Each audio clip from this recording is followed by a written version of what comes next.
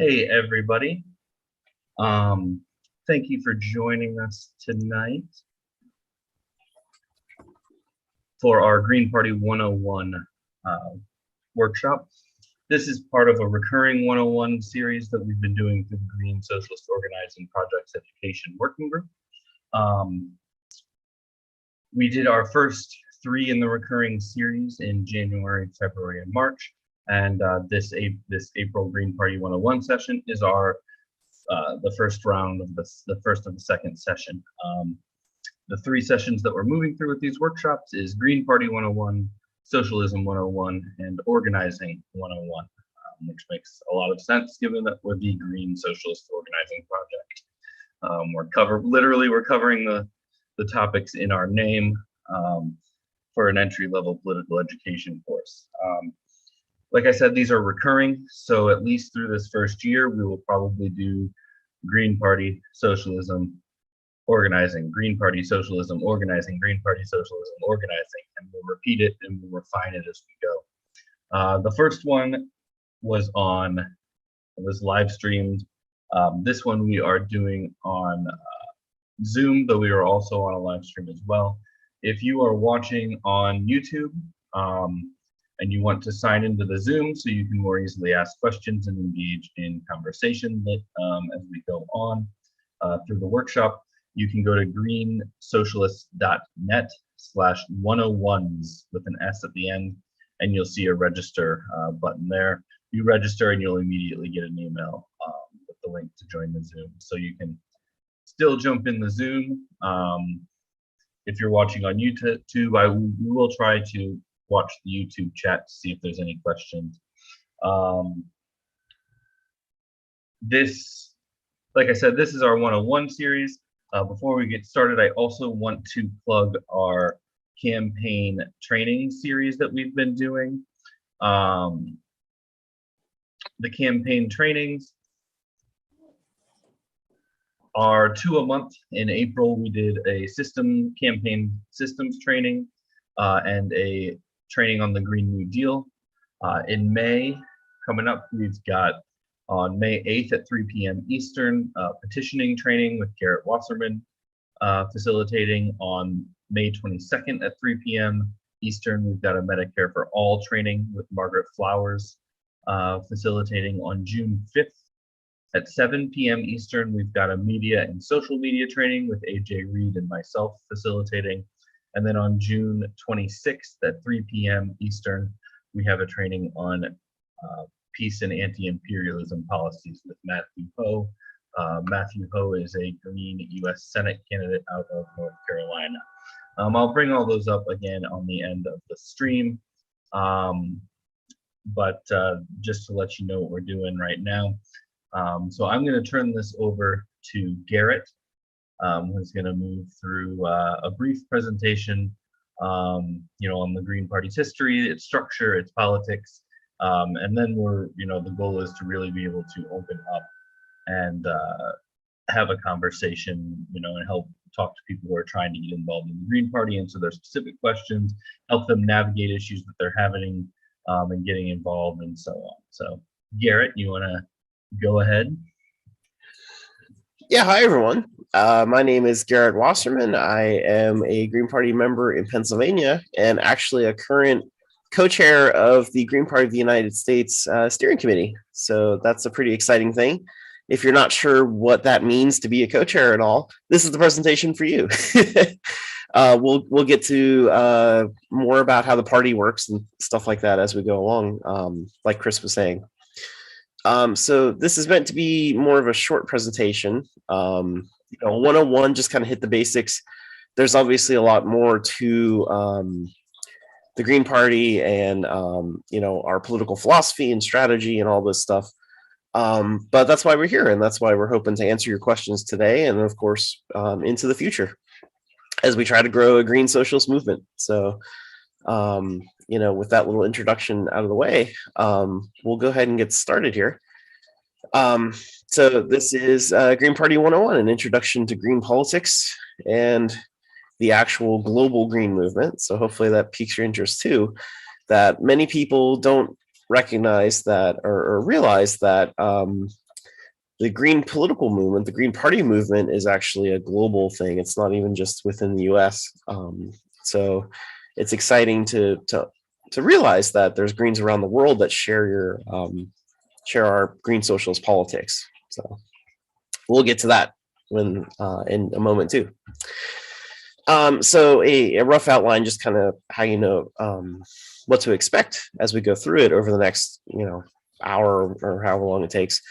We're going to first talk about what does it mean to be green in the first place, our green values, and kind of a brief overview of the green platform.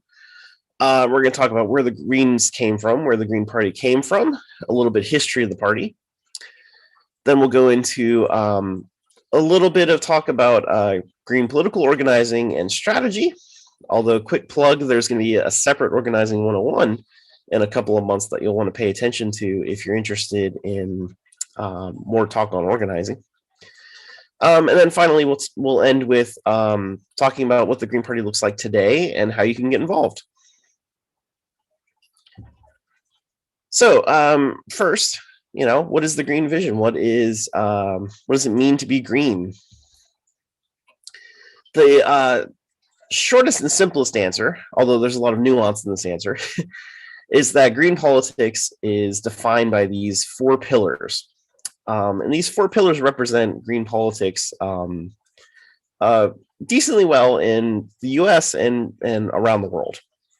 And the 4 pillars are peace, and sometimes that's written as peace through nonviolence in particular.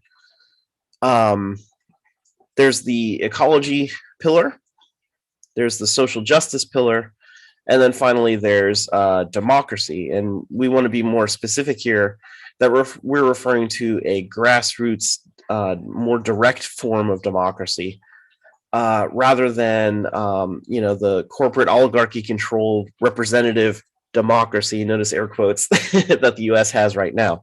We're talking more of a participatory form of democracy where everyone is included in decision-making. Everyone is part of that process, and they're heard when they have questions or concerns or whatever it is. We want to build community organizations and government structures and all that are careful to include everyone in the decision-making process. And when we elect people and such, we want to elect them with the idea that they are serving the people and that they're not just going off and doing whatever they want. They're being directed by decision-making from the community at large. Social justice is all of the stuff that you'd probably think of. It's, tackling poverty, it's tackling racism, and many related issues. Ecology is making sure that we live sustainably with the planet within the means of, the environment, which is very important right now as the climate crisis is growing. There was the recent IPCC report that came out that said, there's less than a decade essentially to take really strong action in order to meet the 1.5 Celsius mark. So this is a really important time in human history to really focus on that. And then of course, peace is pretty self-explanatory, particularly in the sense of being anti-war and anti-imperialist, but our vision of peace is more than that. Peace also means that there has to be justice, that people feel comfortable in how society works. So we have these 4 pillars that essentially define our politics. A lot of times you'll hear it expanded into what's known as the 10 key values. And I don't have them listed here, but the 10 key values are just kind of an expanded form of this to kind of describe what these pillars mean a little bit more. For example, when I was talking about grassroots democracy, one of the 10 key values is decentralization, that we have a focus on making sure that things are decentralized as opposed to centralized, because then you can make sure that more people are included in the process as opposed to a centralized decision-making structure, which tends to favor, a smaller group of people or maybe even one person making decisions for everyone else. And of course, that's a tendency. It doesn't mean that, there's some nuance in there, right? That sometimes I think people get kind of hung up on the word centralized or decentralized, but it's a tendency, right? It's a something to keep in mind, that we're trying to be as inclusive as possible. So, putting all those the key values and the 4 pillars together, together with statements from our party platform, we can kind of sum up all of those the 4 pillars by saying that the Green Party is an eco-socialist, anti-capitalist, anti-imperialist political party. So I think that's probably the shortest way to describe the Green Party. We are an eco-socialist party. And, that means a bunch of things that we'll talk about both here tonight, but also in our next session, Socialism 101. So, bookmark that for next month. If you're not entirely sure what eco-socialism means, but hopefully you'll get at least the basics of it in the rest of this presentation tonight, if you're not too familiar. The 4 pillars are, like I said, a good summary of what it means. Based on our values, we start thinking about, okay, what do we want society to look like, and how do we get there to create a society that's closer to our values than what currently exists? I mentioned that today's government is much more oligarchic. It's a small group of elected officials making decisions for us instead of with us, right? That they kind of impose their will on us. We're not really included in decision making. We get to elect people sort of every 4 years. And I say sort of because often we don't have a choice unless there's a Green Party candidate running, for example.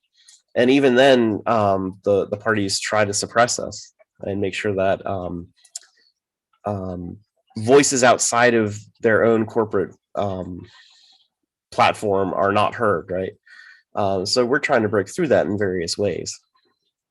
But in any case, we try to envision what sort of society we want and where we want to go.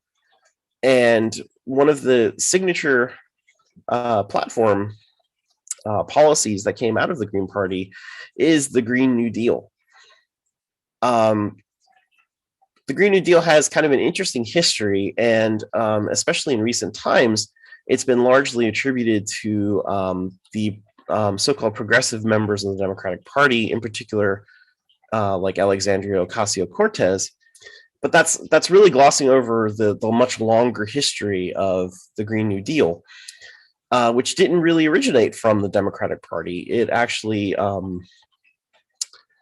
obviously, New Deal type programs have been discussed for decades, but this form of the Green New Deal really came out of studies that started with the Green Party in England around 2007 or so. That was kind of sponsored by the Global Greens, the Global Green Party movement, essentially. And they developed an original plan for transitioning the economy to renewable energy. And when that caught on, it moved to the US, and a lot of Greens in the US adopted it, including, and I suppose in particular, Howie Hawkins when he ran for governor in 2010. And it turned out to be such an interesting and popular policy that the Green Party of the US essentially expanded on the original idea, added in ideas, and it's been US Green Party policy for the last decade or so. So the Green New Deal was born here, and it's something that we still fight for. The Democratic Party has given up on it. You don't even hear much about it from AOC. But the Green Party created it, and we're still fighting for it. It's our signature platform. So the Green New Deal, in the Green Party vision of it, which is also very different from what AOC, for example, is talking about, it includes an economic bill of rights, which makes sure that everyone has a right to, all your basic needs: housing, healthcare, medicine, making sure that you have a good job, with the form of universal income, to make sure that we're taking care of people in a just way, making a just transition away from fossil fuels. And that leads to the Green Economy Reconstruction Program, which is actually doing that transition. It's actually replacing all of our fossil fuel infrastructure with renewable energy infrastructure and a generally green economy, that we transition all of our industry to doing things in a much more sustainable, renewable sort of way. And there's a lot of detail to this, obviously, that I can't get to tonight. So I'd encourage you to look at the link down there, howiehawkins.us/Eco-Socialist Green New Deal, to get a lot more details about exactly what this entails. But it means a lot of infrastructure upgrades. It means transitioning away from fossil fuels, and that means installing more heat pumps and insulation and things, and doing more energy efficiency and just all kinds of stuff. And as we're doing that, making sure we have a just transition and we're taking care of everybody, all of the workers that are impacted, all of the families that are impacted, and making sure that everyone, no one is left behind, which is a thing that sadly happens a lot, especially from, ironically, the fossil fuel industry.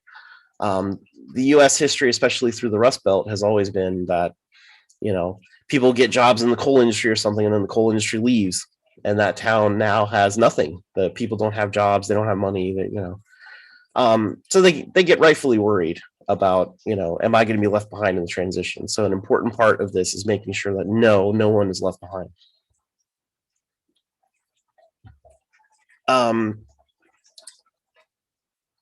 As far as the rest of the Green Party platform, we talked about our values, but again, how does that translate into actual policy? What sort of things do we want to see happen, as we get Green Party members elected, for example?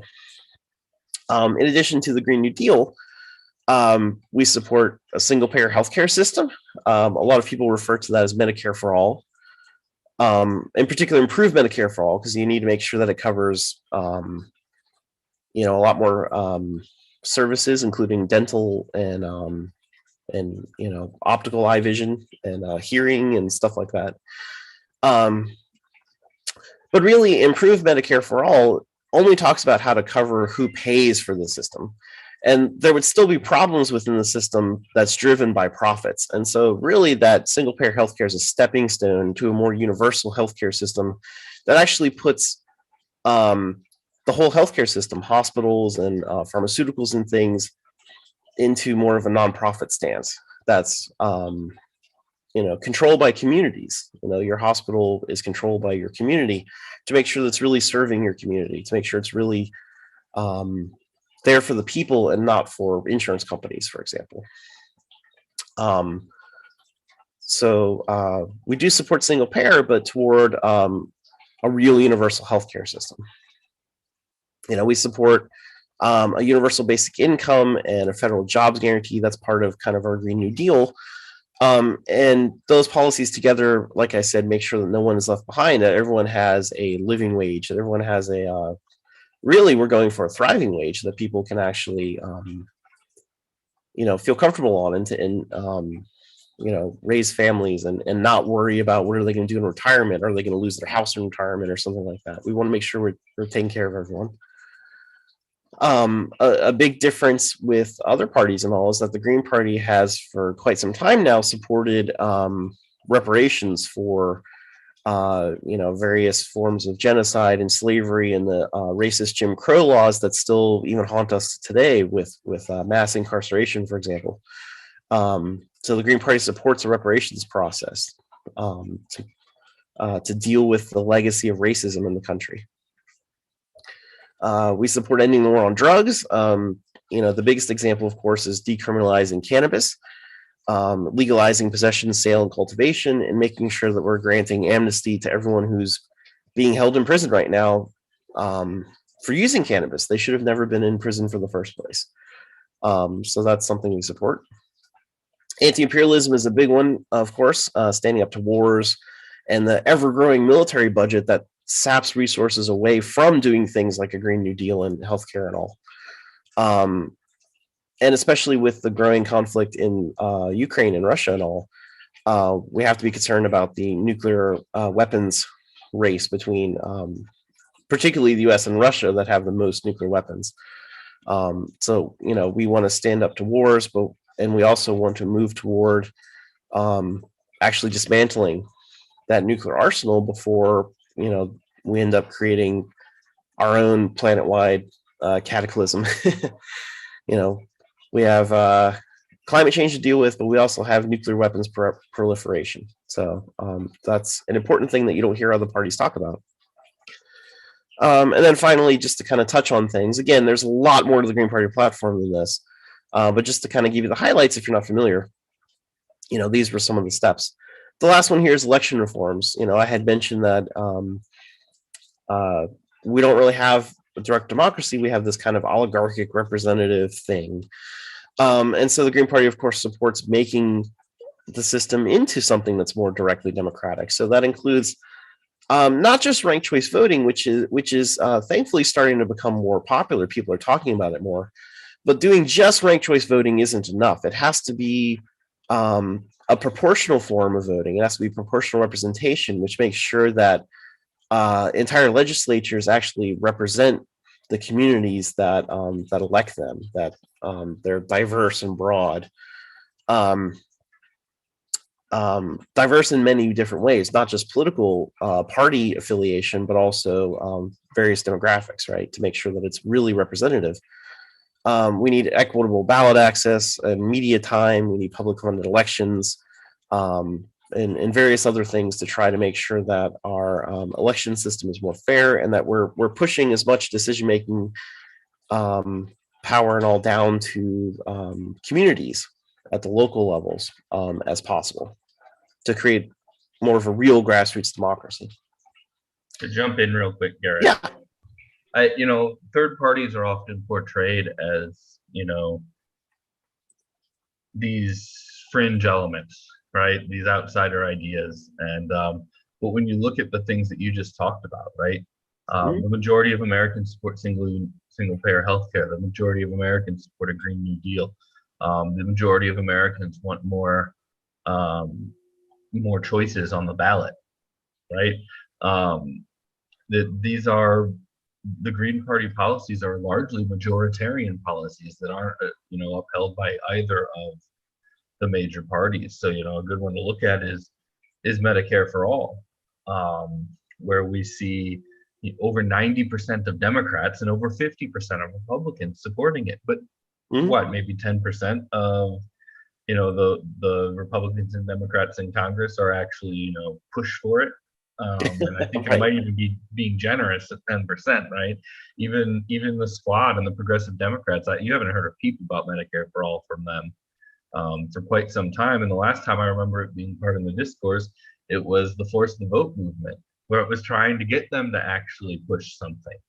So, the last time Medicare for All was a major part of, even wider progressive discourse, let alone the general American political discourse, was because of inaction on it from people who said that they supported it. So, that I was on a live stream last night for the Illinois Green Party, and one of the things I talked about was, we really suffer from a problem with our political culture. And I like to talk about it in terms of negative and positive voting, right? And since France just had their re-election and elected Macron, I can say it's the same there because they did a poll, and 90% of Macron's voters voted for him to stop Le Pen. Only like 6% voted because they liked his policies, and the very same thing is recognizable in the United States. The Democrats, probably since Obama, haven't run a positive vote for us for our policies campaigns, right? Democratic campaigns, especially on the national level, tend to rely on extortion and coercion and saying, well, if you don't vote for us, you get the Republicans. So we have a political culture where we vote against things. And then unsurprisingly, that leads us to never getting the things that we want because we never act, we need to shift that. If we want to see positive change in this country, really, no matter where you are on the political spectrum, right? Most of the political spectrum is not being represented right now. But we need to shift it and have a political culture that encourages and allows, because right now it's not allowed to vote for a lot of the things you want because we can't get on the ballot, right? Because we're kept, the other options are kept off the ballot. But we really need to have that shift when we vote for things that we want rather than against it. And Howie talked about it by saying lost in the sauce, right? If you're a Green New Deal Democrat and you voted for Biden, no one knows that because you voted for someone who was openly against the Green New Deal. And the same goes for Medicare for all. The same goes for ending the war on drugs. The same goes for peace. The same goes for every single reparations and electoral reform, every single thing on there. If you believe in those policies and you voted for the Biden administration, even if it was a rational choice based on fear of Trump, you voted against all of your interests. And so when we have a political culture that has us voting against things we don't like rather than for things we do like, it basically ensures we'll never get the positive things. We're always voting for a lesser evil, and a lesser evil is still evil. Yeah. Yeah, absolutely. So, yeah, this platform, the Green Party platform that we've talked about.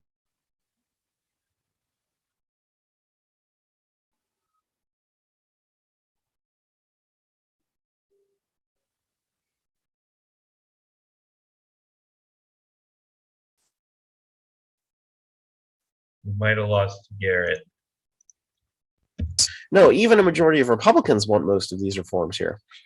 So it's important to keep that in mind, that this platform has large support. It's that Congress doesn't actually represent the people it claims to represent. And so the Green Party is trying to represent that view that isn't heard in the two old parties that exist. So this is kind of a mini stopping point before our next section. Was there any questions in the chat or anything we should address before we go on? Michael Shin, you can go ahead. All right. Maybe a sensitive topic, but on reparations. So maybe you can talk about that in more detail, because there's a distinction, right, between just blind reparations for all African Americans versus reparations according to need or impact, etc. Yeah, I'd have to look up the exact text of the platform, but I believe it basically says something like, we're not prescribing anything up front here. This has to be a community-led process to determine what is the most fair and equitable answer, to make sure that we're dealing with all of the impacts of racism. It's going to be more than just writing a check to people or something like that. It's going to make sure that communities are self-sufficient and have access, or not just access, but as a right to healthcare and education and all these things that have been denied because of the racist system. Yeah, and I also think that we have to think both in terms of direct reparations, which is that traditional check, but also in systemic reparations and reforms, right? For instance, Medicare for all would have more of an impact in the Black community than it would the white community, right? In a way, it's a form of reparations, because and not only the Black community, but minority and poor communities throughout this country's history have been, had greatly restricted access to healthcare. But when we start solving, looking at how do the wrongs that we're trying to right, how do they play out, then that's when we're going to be looking into, that's when we can start talking about systemic reforms. How do we deal with housing discrimination? Well, one way to start is a robust public housing program that that mixes incomes and really starts to address our the housing crisis in this country. And it's something we have to do, right? We just learned in the last few months, we've heard that Zillow is one of the major buyers of homes, so there's a corporate buyer. And then in recent months, we've heard that BlackRock, a major investment company, is the largest buyer of homes in this country, right? The homes are being sucked, and it makes sense, right? If you watch this, looking at the stock market and things, we're due a good crash. So companies like BlackRock are diversifying their portfolio, and they're grabbing up land. right? Because housing is continuing to rise, and it might be a little more stable than being in Twitter right now, right? Even though you just got a good payoff from Musk.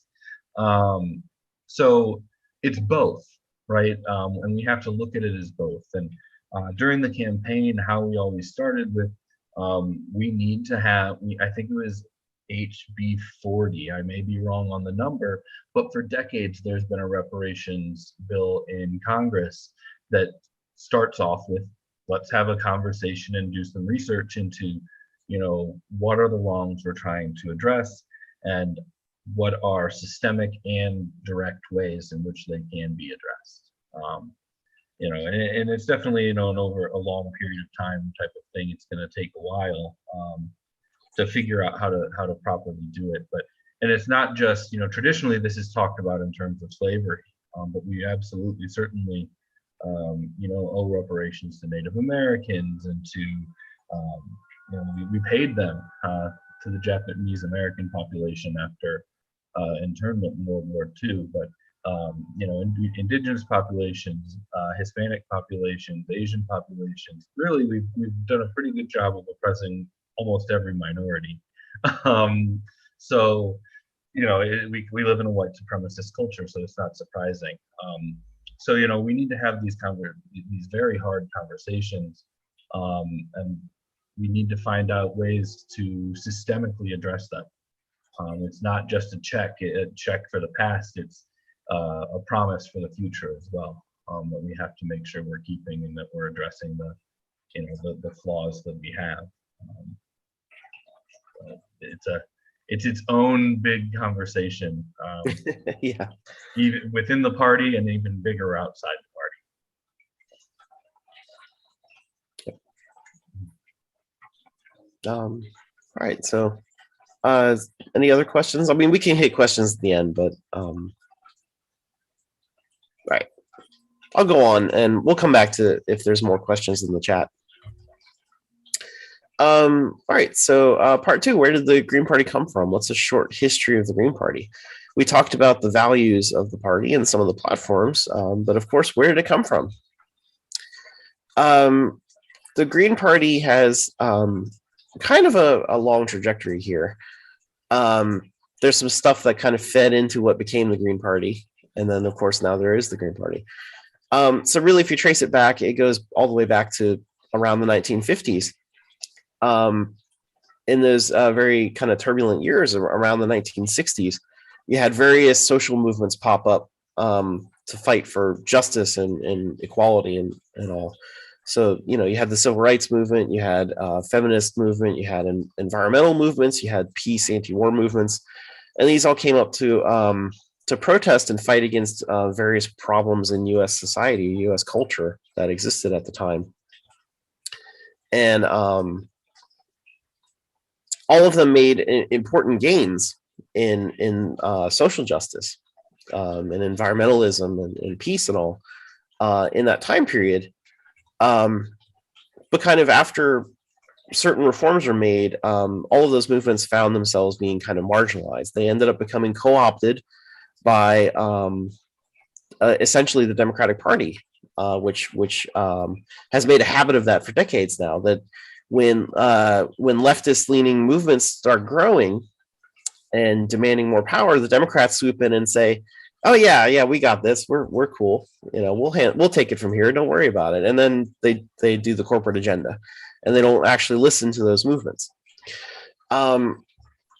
So veterans out of those movements came together and said, we have to do like movements in history have done, and build our own independent, political party for the people, for the working class, in order to represent those issues, because we're not being represented by the two-party corporate oligarchy.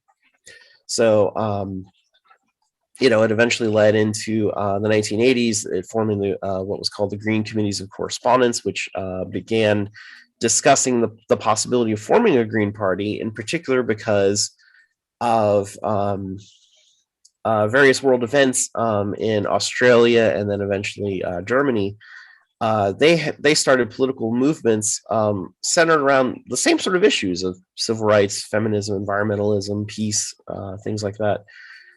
They started forming political parties in those countries and started winning elections and winning office and starting to gain electoral power. And that was, of course, very exciting for people in the US that maybe we can recreate that here.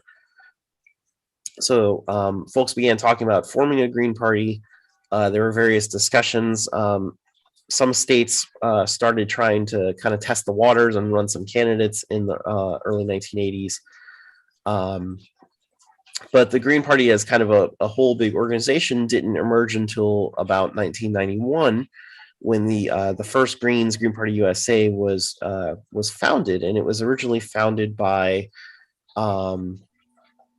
various folks that were known as the Left Greens, Left Greens, and that included like Howie Hawkins. That also included some other names such as Murray Bookchin, and I include a picture of one of his most famous books here, The Ecology of Freedom.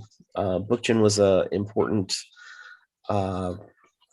kind of political philosopher and historian that tried to combine together socialist ideas with ideas of environment and ecology in a way that was going to create a more liberatory political philosophy that pushed toward, the ecology of freedom, right? Pushed toward a society that was based in freedom, but also based in ecology, based in a sustainable, healthy harmony with nature.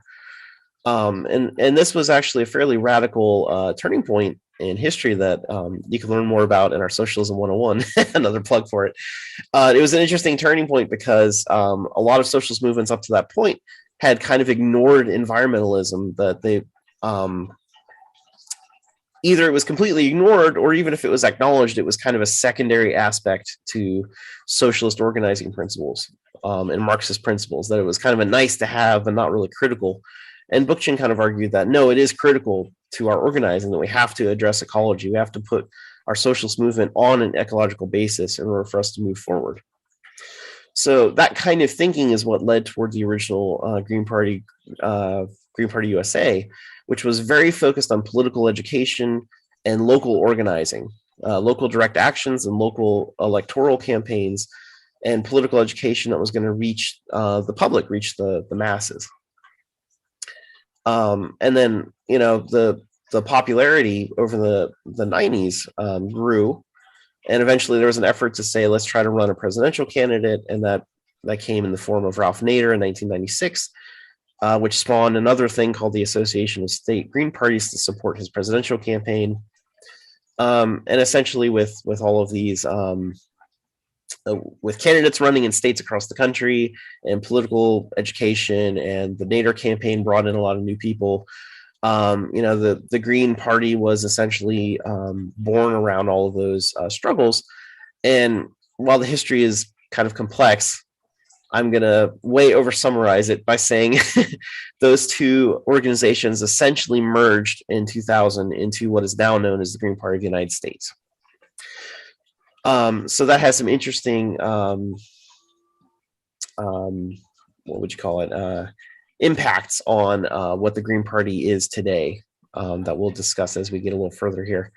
One interesting thing about the early, in the first point you talk about civil rights, feminist, environmental, and peace movements coming together, and because it wasn't the forming of an official party and we only have so many bullet points, you don't have it in here, but in 1984 was the first Green Convention in the United States.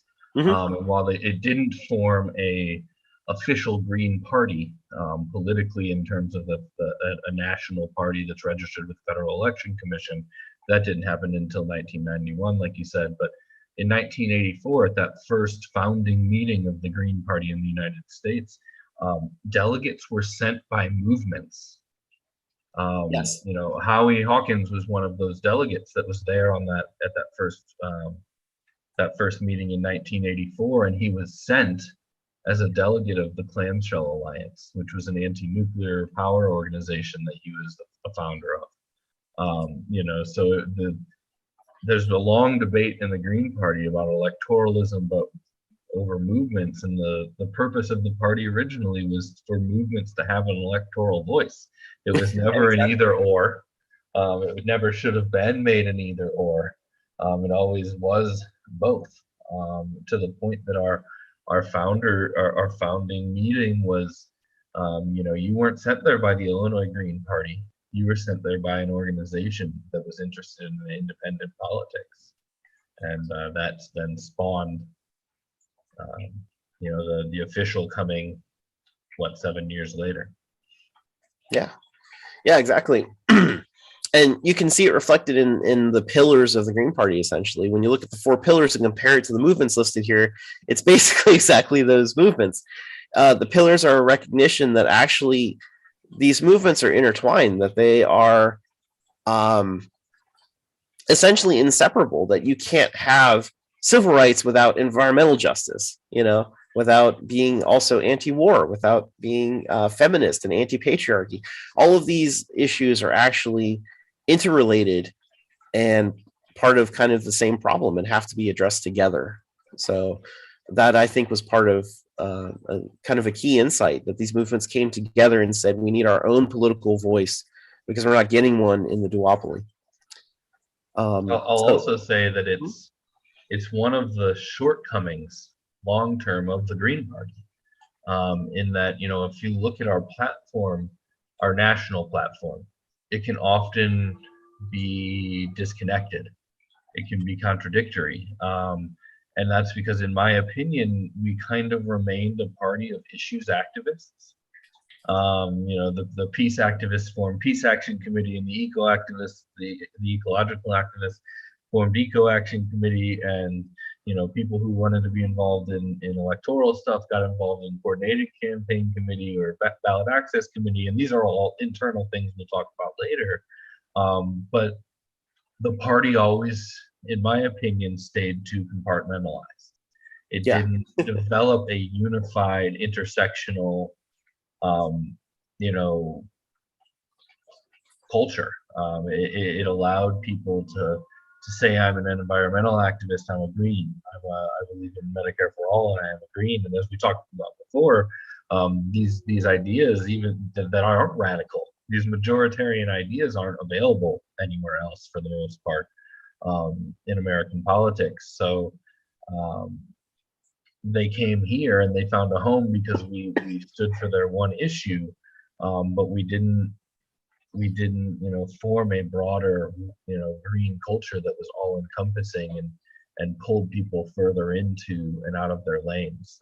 So we found it in the movements, but in my opinion, we stayed too segmented. We didn't do enough political education and enough internal understanding of the intersectional nature of all of these our pillars and all of these movements. Yeah, it's an ongoing challenge to kind of meet that that aspiration of combining these movements into a broad mass party that's actually going to win on all of these fronts. And that's why we're here today. We're still building it, so we're still learning from. The Democrats have a history of giving appeasement to various movements one at a time, right? Right.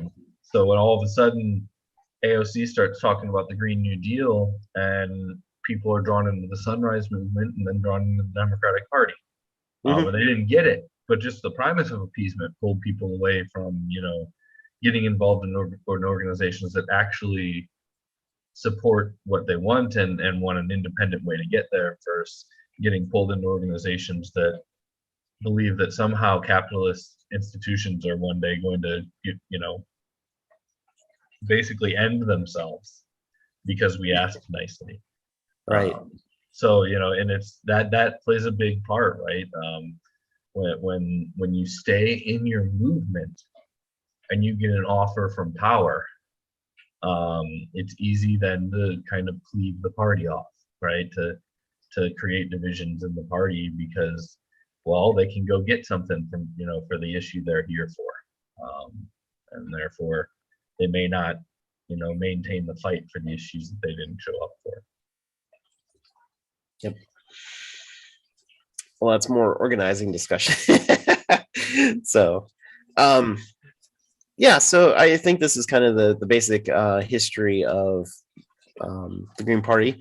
Like Chris and I were just discussing, there's a lot of nuance that goes into all of this that we can get into, but just kind of a short overview. So you might be interested in folks like Murray Bookchin, for example, if you want to read more political philosophy that kind of grounds what it means to be a Green Socialist. There's Petra Kelly, who was in the European Green Party after the success of the German Greens and stuff. And her writings are really great if you want to get kind of more insight into green values and what it means in practice. And then I have kind of a clip down there from C-SPAN at the very bottom left here. On the day that the Green Party was originally founded, it was covered by C-SPAN. And actually on the right there, you can see Howie Hawkins, who was there at the first press conference. And it's very fascinating to watch that. It's up on C-SPAN. If you kind of Google Green Party Foundation formation, and you watch that video, I think it's about half an hour long. And they talk about a lot of the same issues that we're facing today, that we have not really made much progress on that. Because like Chris says, a lot of the left in the US gets kind of stuck on its own individual actions, and the Democratic Party can come in and co-opt it and make sure that essentially nothing happens.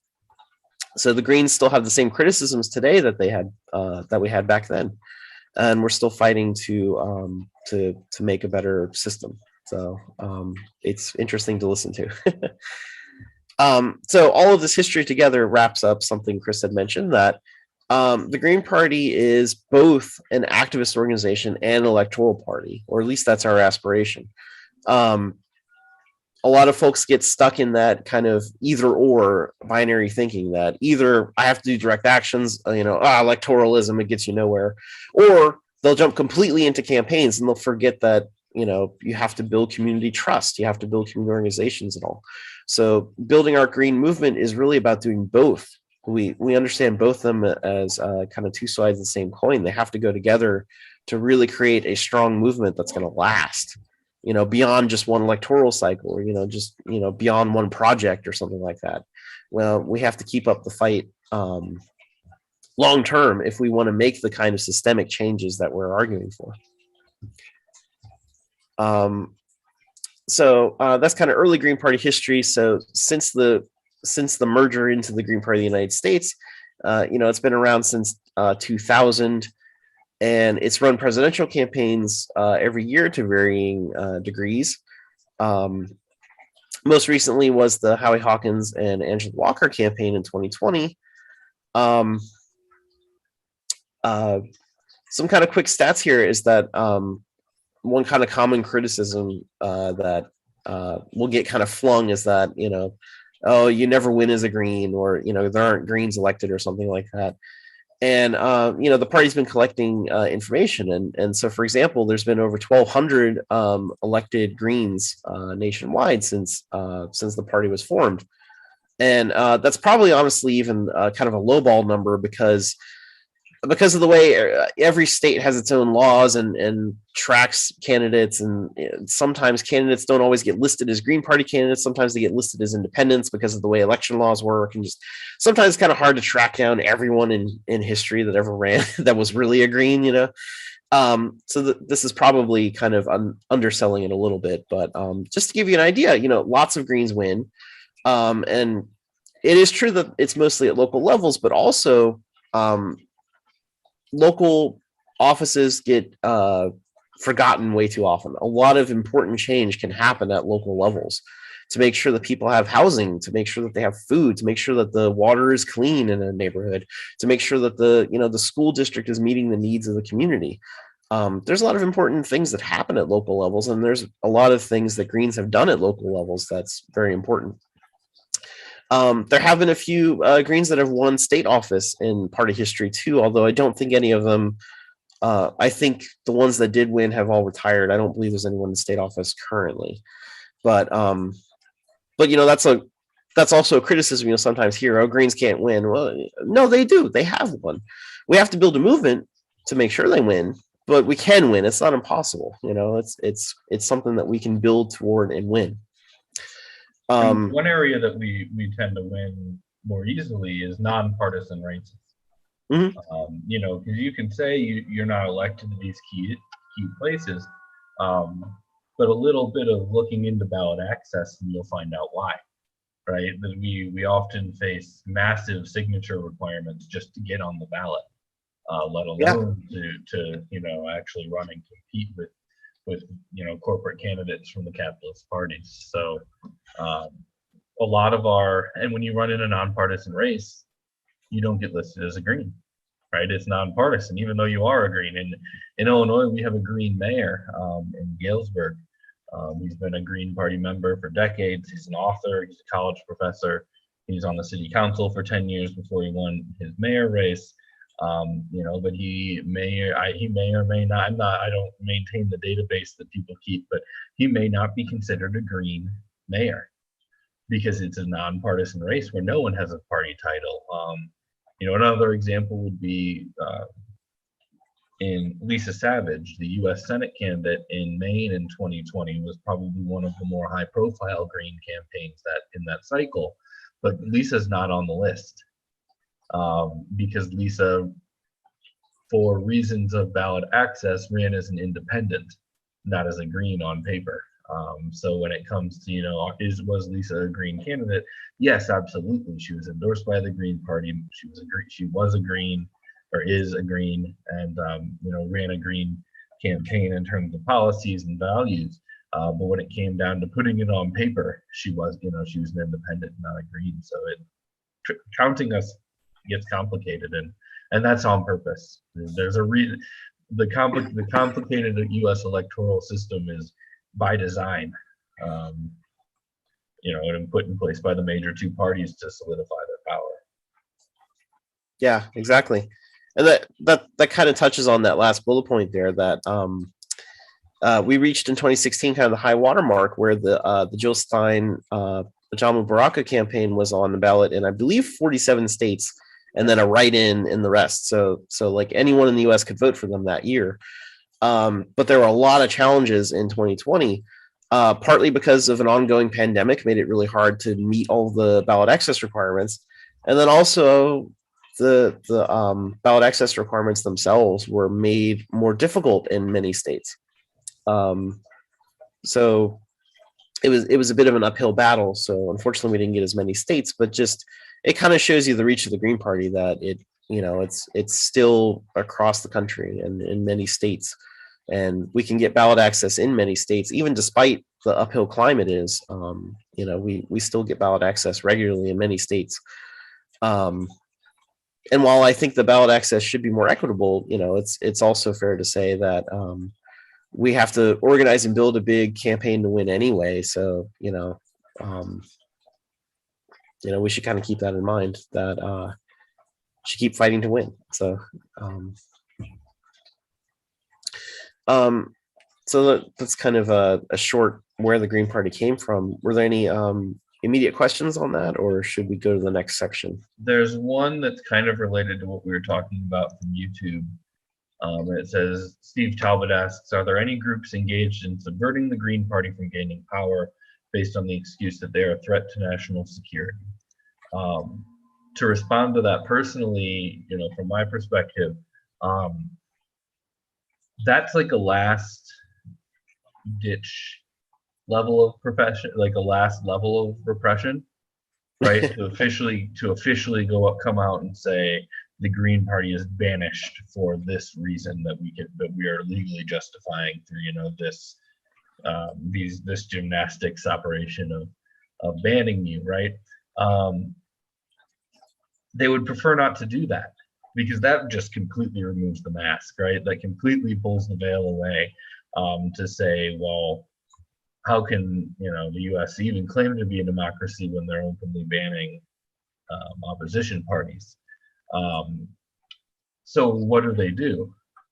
Right? Well, we live in a two-party system where it's it's two-party everywhere, right? It's not like we have regional or state-based parties that have, outside of maybe the Vermont Independent Party has elected some people, or like the Working Families Party, which generally runs on we're going to endorse the Democrat in the end anyway platform. They're just there to they openly say they're just there to change the conversation. But outside some, kind of outside of a handful of situations, it's Republicans and Democrats who run the show everywhere. When they run the show everywhere, that means they get to write the laws.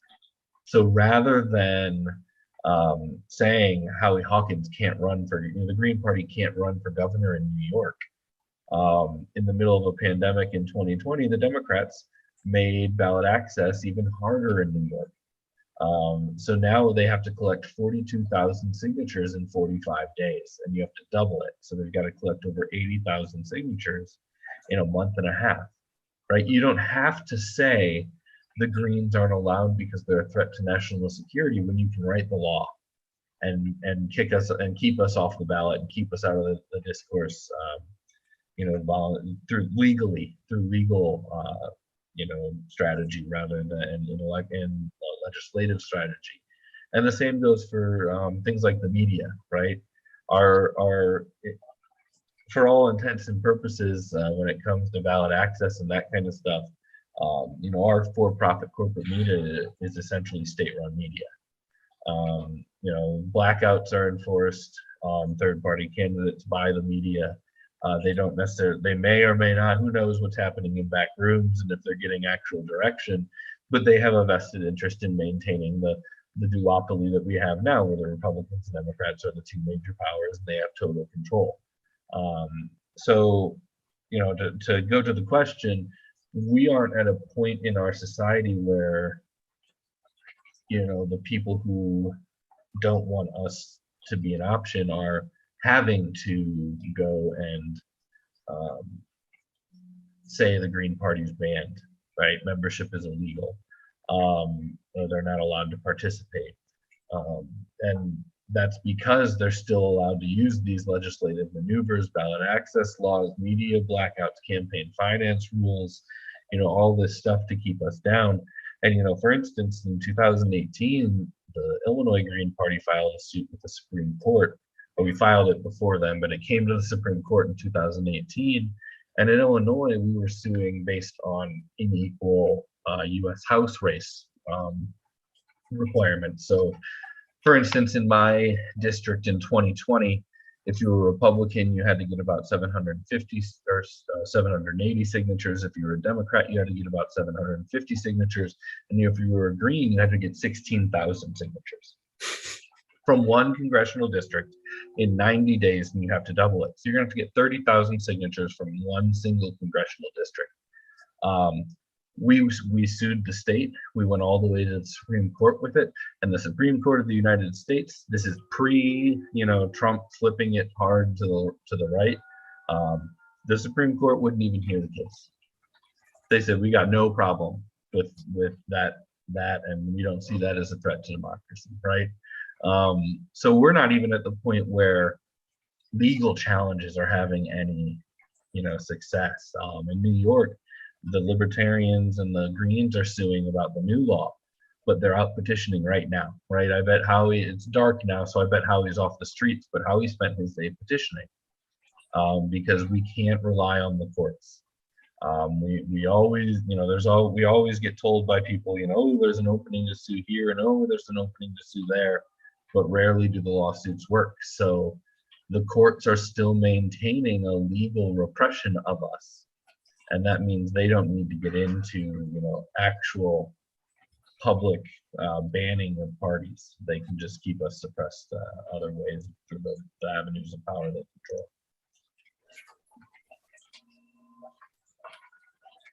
Yeah, I think those issues that we face, the kind of the struggle we face as a Green Party, I think kind of leads into our third topic area here. Which is how do we organize for it and win? There's been a lot of debate, obviously, about what to best do in the face of this mass voter and party suppression.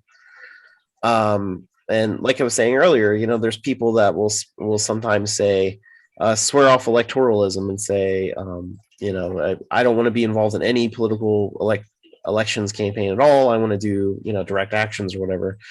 And then there'll be some other people who will focus even harder on the campaigns and say, I got to put all my effort into the campaigns to overcome these challenges. And they're both getting, I think, a little bit stuck in the weeds, right? Because we need a broader, more general organizing strategy, because we're not just creating a traditional political party here. We're trying to build a broad mass movement here, a mass working class party that's going to bring about, significant systemic changes and not just, small reforms. So we have to think, I think, bigger and more long term. And that doesn't mean that, of course, there isn't a place for those things, but just as part of a bigger strategy. And to be honest, that that bigger strategy is still an active area of debate, not even just among the Green Party, but just among socialists and the left in general. Because the fact is, global capitalism has not been toppled anywhere in the world yet, right? It still persists. And while we've made important gains for civil rights and justice and stuff, we still haven't actually toppled capitalism yet. We still haven't actually replaced capitalism with a more democratic socialist structure. So there's ongoing debate on how to best do this, but I think most Greens can agree that we need a diversity. We need a mix of tactics here that involves all of it. So that includes supporting workers' unions. There's a lot of progress that can be made in workplaces by organizing workers, but that should also be connected to community organizations that are focused on mutual aid and direct actions that actually build new grassroots democratic institutions that handle issues that local governments are not, for example. And then combine all those things with electoral campaigns that can do multiple things. That electoral campaigns can bring more public attention to issues. So, for example, we were talking earlier about how the Green New Deal started with the Green Party. We had Howie Hawkins in 2010 start talking about the Green New Deal in this governor campaign, and then it was adopted by Jill Stein in her campaigns for presidential campaigns in 2012 and 2016. And you could see an evolution there where the people in New York and then eventually through the country, as Jill Stein started campaigning on it nationally, more and more people started to talk about the Green New Deal, and it became a big issue, I think, in 2016. I remember CNN gave Jill Stein a town hall, and she talked about a Green New Deal. She talked about things like forgiving student debt, and all of a sudden those were conversation points. All of a sudden those were things that Democrats felt like they had to respond to. So electoral campaigns can be successful even if you don't necessarily win someone into office, because they can jumpstart the important public discussion that needs to happen to organize so that you can actually win and solidify those things in the future. But of course, like we were saying earlier, Greens can and do often win, especially at local levels where policy can be changed relatively easily, and has been changed and made very important changes in the communities. We just need to do these things more broadly. We need more candidates to run more local elections to have those good things happen in more places. And combine that with the mutual aid, combine that with the union organizing and all of this together will build a strong movement. And we hope that the Green Party is kind of the umbrella organizing place for all of these different movements to come together, and especially for unions and community movements and things like that to have the Green Party as their political arm, right? So that we're all working together toward the bigger picture here. So this is an ongoing debate and ongoing strategy. One thing you can read to learn more about this strategy is Howie Hawkins' book, The Case for an Independent Left Party from the Bottom Up. There's a picture of it on the left, but you can get that from howiehawkins.us, the website. And it's a very short ebook, but it's packed full of information about the history of independent left parties and why that has always been a key component of movements that have won change in history and why it's the thing that we need to do again today. Do you have anything to add, Chris, or is there a question? Yeah, I mean, the key thing, and so the Green Party strategy debates, right? And most people tend to go into debates wanting to come away with, a winner or a decision. And the reality from my perspective is we need to come out of the green strategy debates with an all of the above tactics, right? We need a multiplicity of tactics right now. And the entire left needs a multiplicity of tactics, right? If you look, to not that electoralism is a, necessarily an accurate reminder of, or an accurate indicator of the power of the left in the United States. But if all left parties in presidential elections combined, the Greens would make 90% of the results, and we still wouldn't, be crossing a threshold of more than 1% or 2%, right? So none of us has figured this out. No one's figured out the key to organizing an independent left party in the U.S. So we need to keep up multiplicity of tactics, right? And and this goes all the way down to the the local level, like looking at what these bullet points that Garrett has. Makes me think of in 2012, I had a friend and he wanted to get into workplace organizing, specifically in fast food and service industry. And this is 10 years before we're seeing, victories by Chris Smalls and the Amazon union, right? This is before we're seeing Starbucks having a big role. This is a decade before those successes were coming, when it was still pretty unthinkable. Trying to organize this, and frankly, the major unions had abandoned the idea, right? There wasn't a big push by major unions to get the service industry unionized. And through our discussions, what he came away with was, before he started to actually, try to get local restaurants to sign union cards, that's a big step.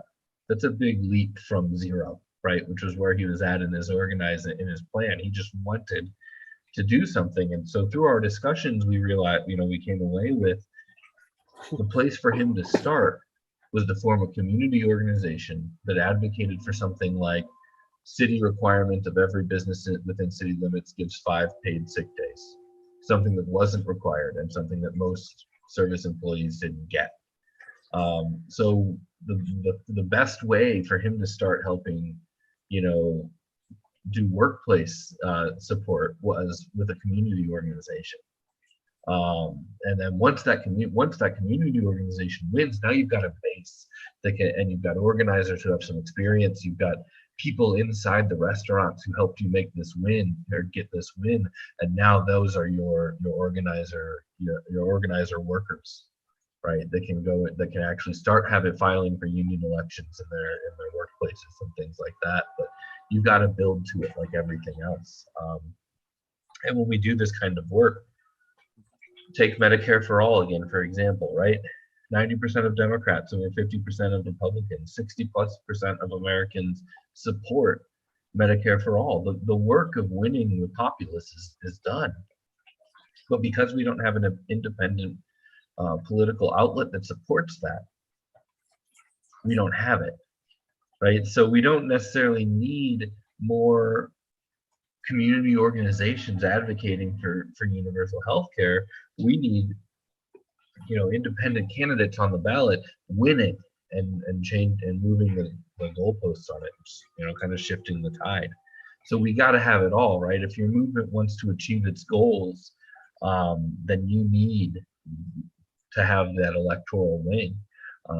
During the 2020 campaign, Howie, like all Green presidential candidates, was asked, how are you going to pull off your agenda with a hostile Congress?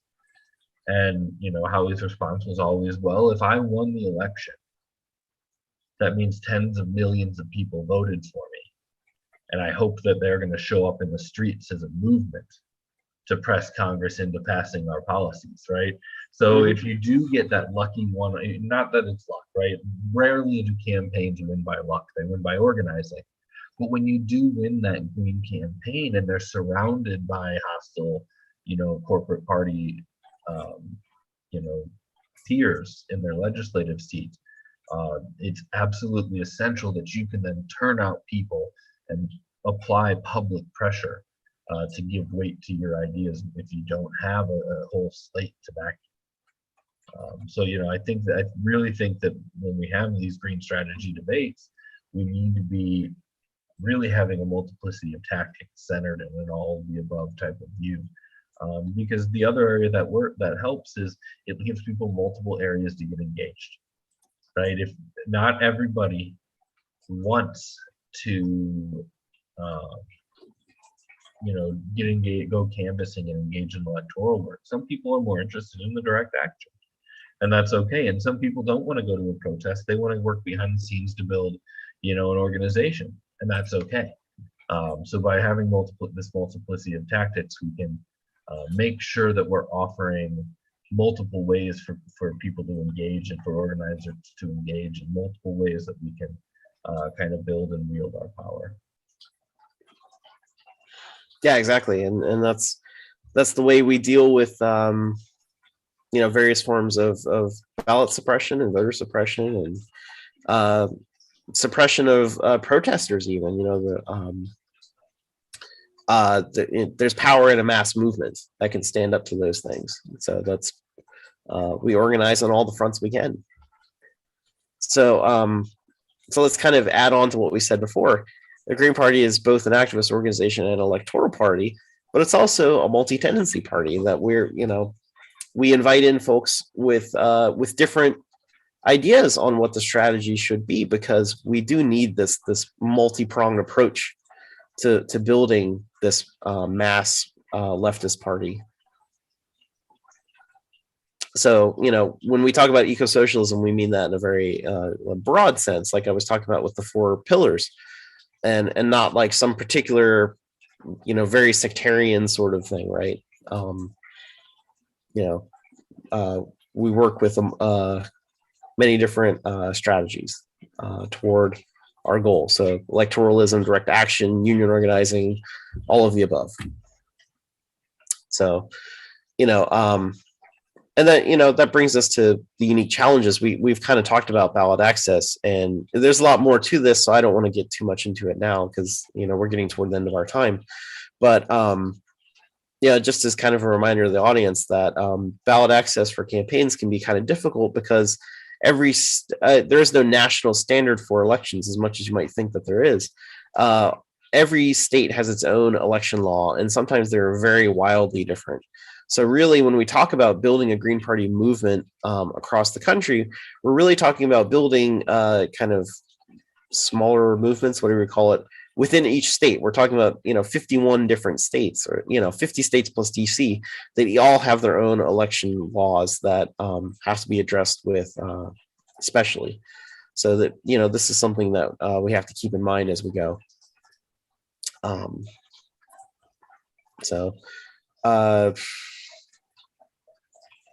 That can impact our organizing, but like I said, we can still kind of move around that. We talked about this kind of multi-pronged approach, and so what have been some successes of the Greens? I wanted to highlight a few of them. We kind of mentioned earlier that Greens can do some really cool things at the local levels. We shouldn't let Democrats gaslight us, and tell us that, local elections, that doesn't matter. You don't have anyone in Congress. Well, we're building up to Congress. And in the meantime, we're doing really great things at the local level. So here's some examples of stuff that has happened. Jason West is a former mayor of New Paltz, New York, who was actually the first to officiate same-sex marriages in New York. A Green kind of led that sort of issue here before it became a lot more, before it became the law of the land, essentially. We had Gail McLaughlin, who was a former Green mayor in California, who made important reforms. And one thing that I always thought was very interesting that should be investigated in the rest of the country is the use of eminent domain to prevent evictions. That they actually kind of took control of housing to keep it public housing, to make sure that people were not evicted during the last big housing crisis. And that's a way that someone at a local level can really take action when state and national are not doing anything. State and national are encouraging evictions. We're seeing that even now during pandemic and COVID. that, there was an eviction moratorium, but like as soon as they could drop it, they did. And there's people being evicted right now while there's still an ongoing pandemic. There's still an ongoing economic crisis. They were doing that in the middle of winter when people, didn't have heat. So, this is something important a local person can do. We had the Reverend Edward Pinckey, who fought against, who was a green community organizer in Michigan, who fought against the Whirlpool Corporation that was doing all kinds of backroom deals with local Democrats and stuff. Our 2012 Green Party vice presidential candidate, Sherry Honkala, is a big homeless advocacy, homelessness advocate. Wait, you know what I mean? Trying to make sure everyone is housed, and formed the Poor People's Human Economic Rights Campaign, which trains people on how to, make sure that people have housing, and that's a really cool project that you might want to look into. And one thing I thought was cool was she tried to run for state representative, and her promise was that if she was elected, she would house homeless people in her office in Harrisburg, the capital of Pennsylvania, until the state did something about homelessness. And that really brought a lot of attention to the issue, I think. Real quick, Mhm. on Sherry's race for the 197, when it was asked earlier about basically making us illegal, or getting into things like that, in that race 4 people were convicted Yes.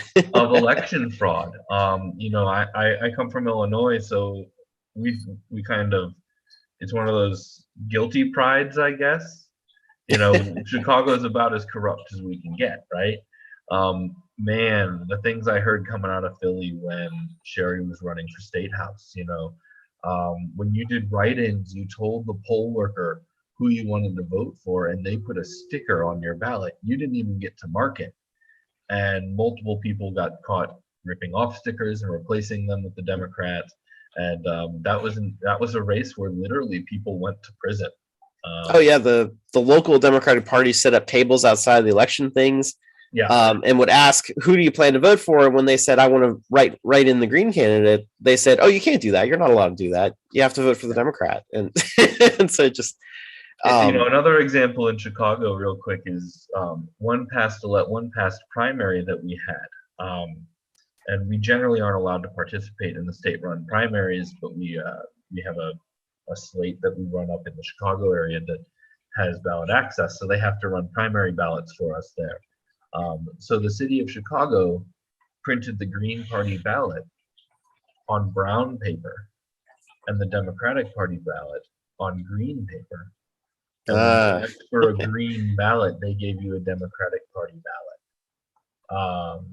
Even though you will likely no one knows what color paper, right? You don't go ask for the color paper. You ask for the party that you want in a closed primary like Illinois.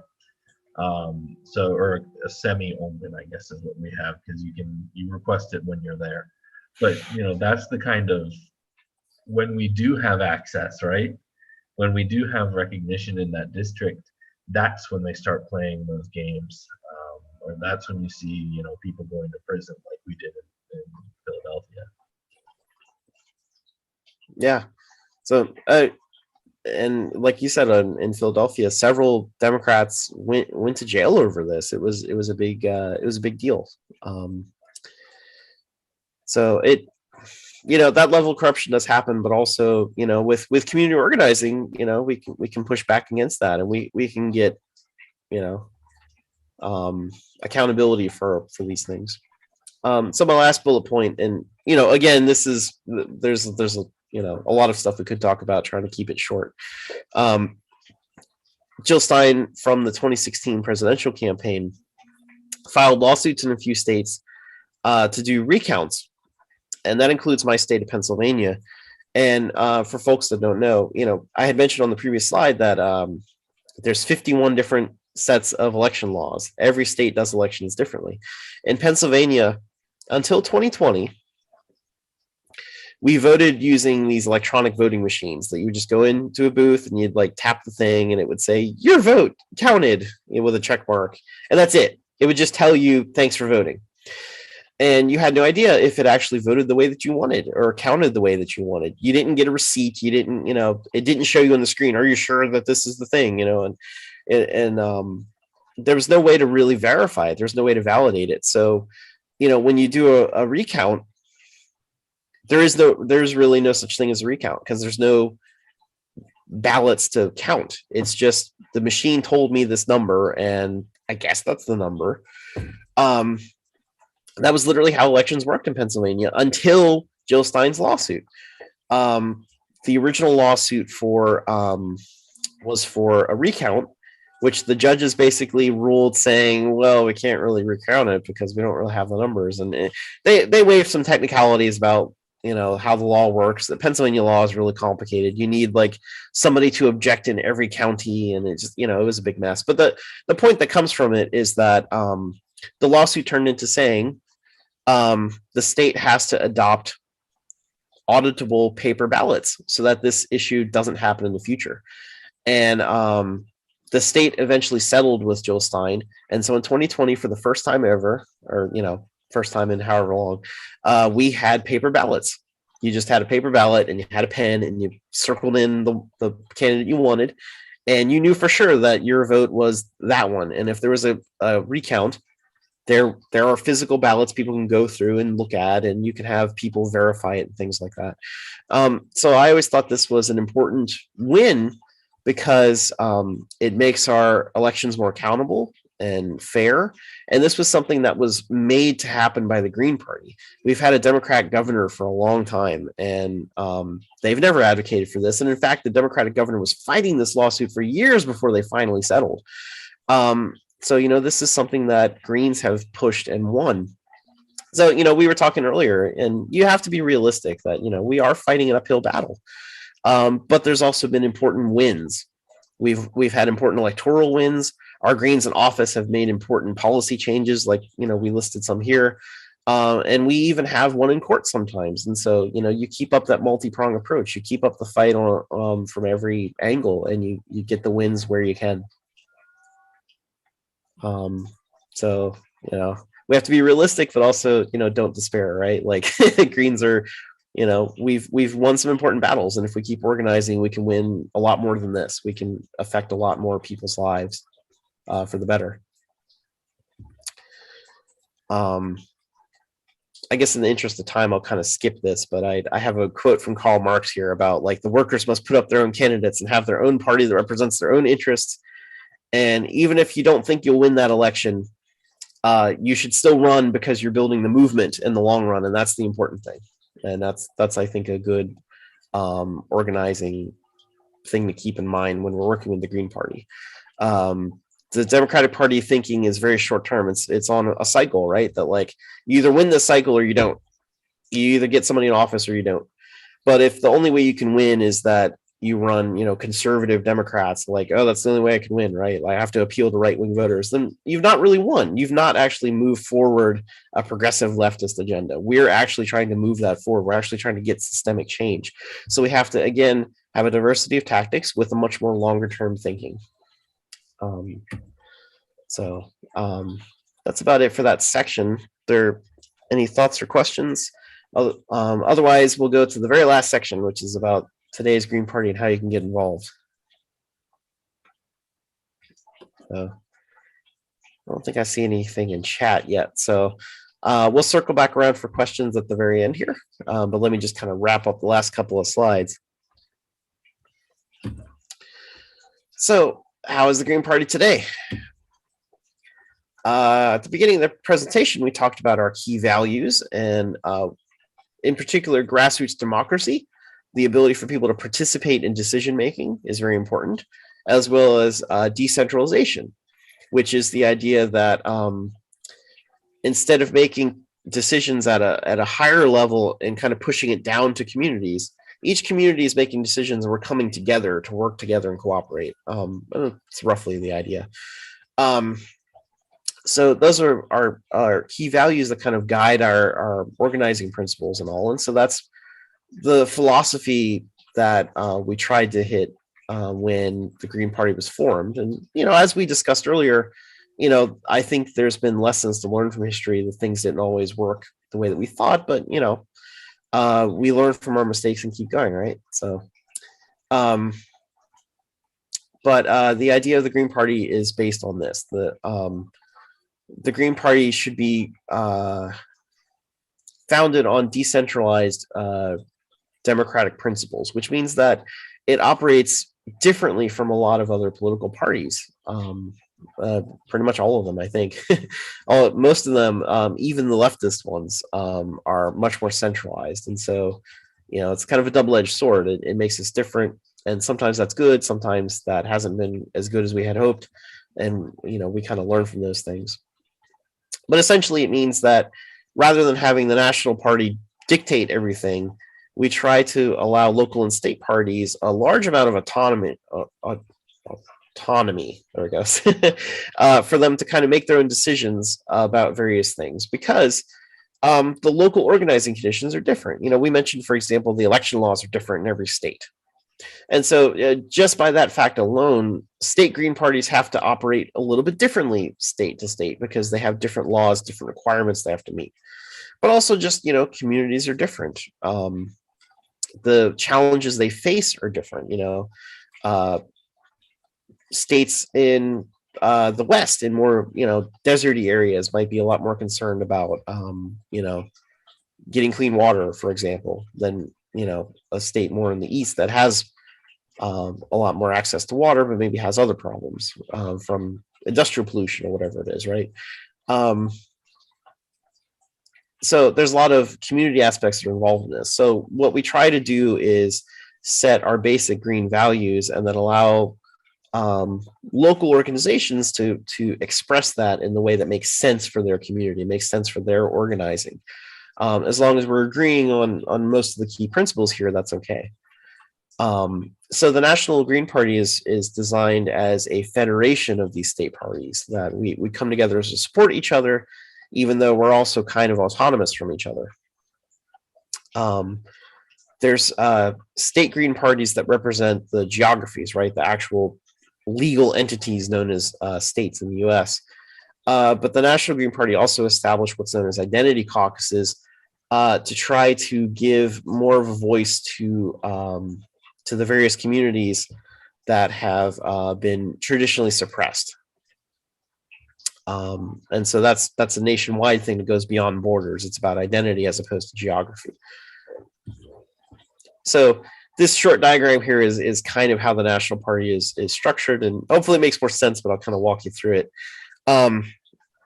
In kind of the center of the screen here on the right, you see the National Committee. So the National Green Party, the highest decision-making body is known as the National Committee, the Green National Committee. And it's made up of, I don't know why it says 200. I think it's 150. Yep. But 150 delegates. And these delegates represent all of the different state parties and the identity caucuses that we mentioned. So that's kind of on the left here. There's the state parties that represent each of the states. There's identity caucuses that represent a particular identity. And so the five that are currently exist are the National Black Caucus, the Women's Caucus, the Latinx Caucus, the Lavender Greens, which is our LGBTQIA caucus, and then the Young Eco-Socialist, which is the Youth Caucus for people that are under 35. All of these groups have been marginalized, but to varying degrees in U.S. history, so we try to make sure that they have some kind of extra representation in our process. So delegates from each of these state parties and caucuses go to the National Committee, and the National Committee will vote on making different decisions. So, setting a budget, spending money, updating the platform, and all the various things that you would kind of expect for a national party. In between making those big decisions, there's administrative work along the way. And so the National Committee elects from its pool of delegates a steering committee. And that steering committee handles mostly the administrative stuff of the party. So making sure that, if there's a proposal to vote on, that proposal is handled the correct way. The delegates get updated on the proposal, and they can cast their vote, and the vote gets counted, and all of those administrative things. Overseeing staff, for example, the National Party has a couple of staff members, so kind of guiding their work day to day, things like that. So when I said earlier I'm a national co-chair, I am one of these 7 people.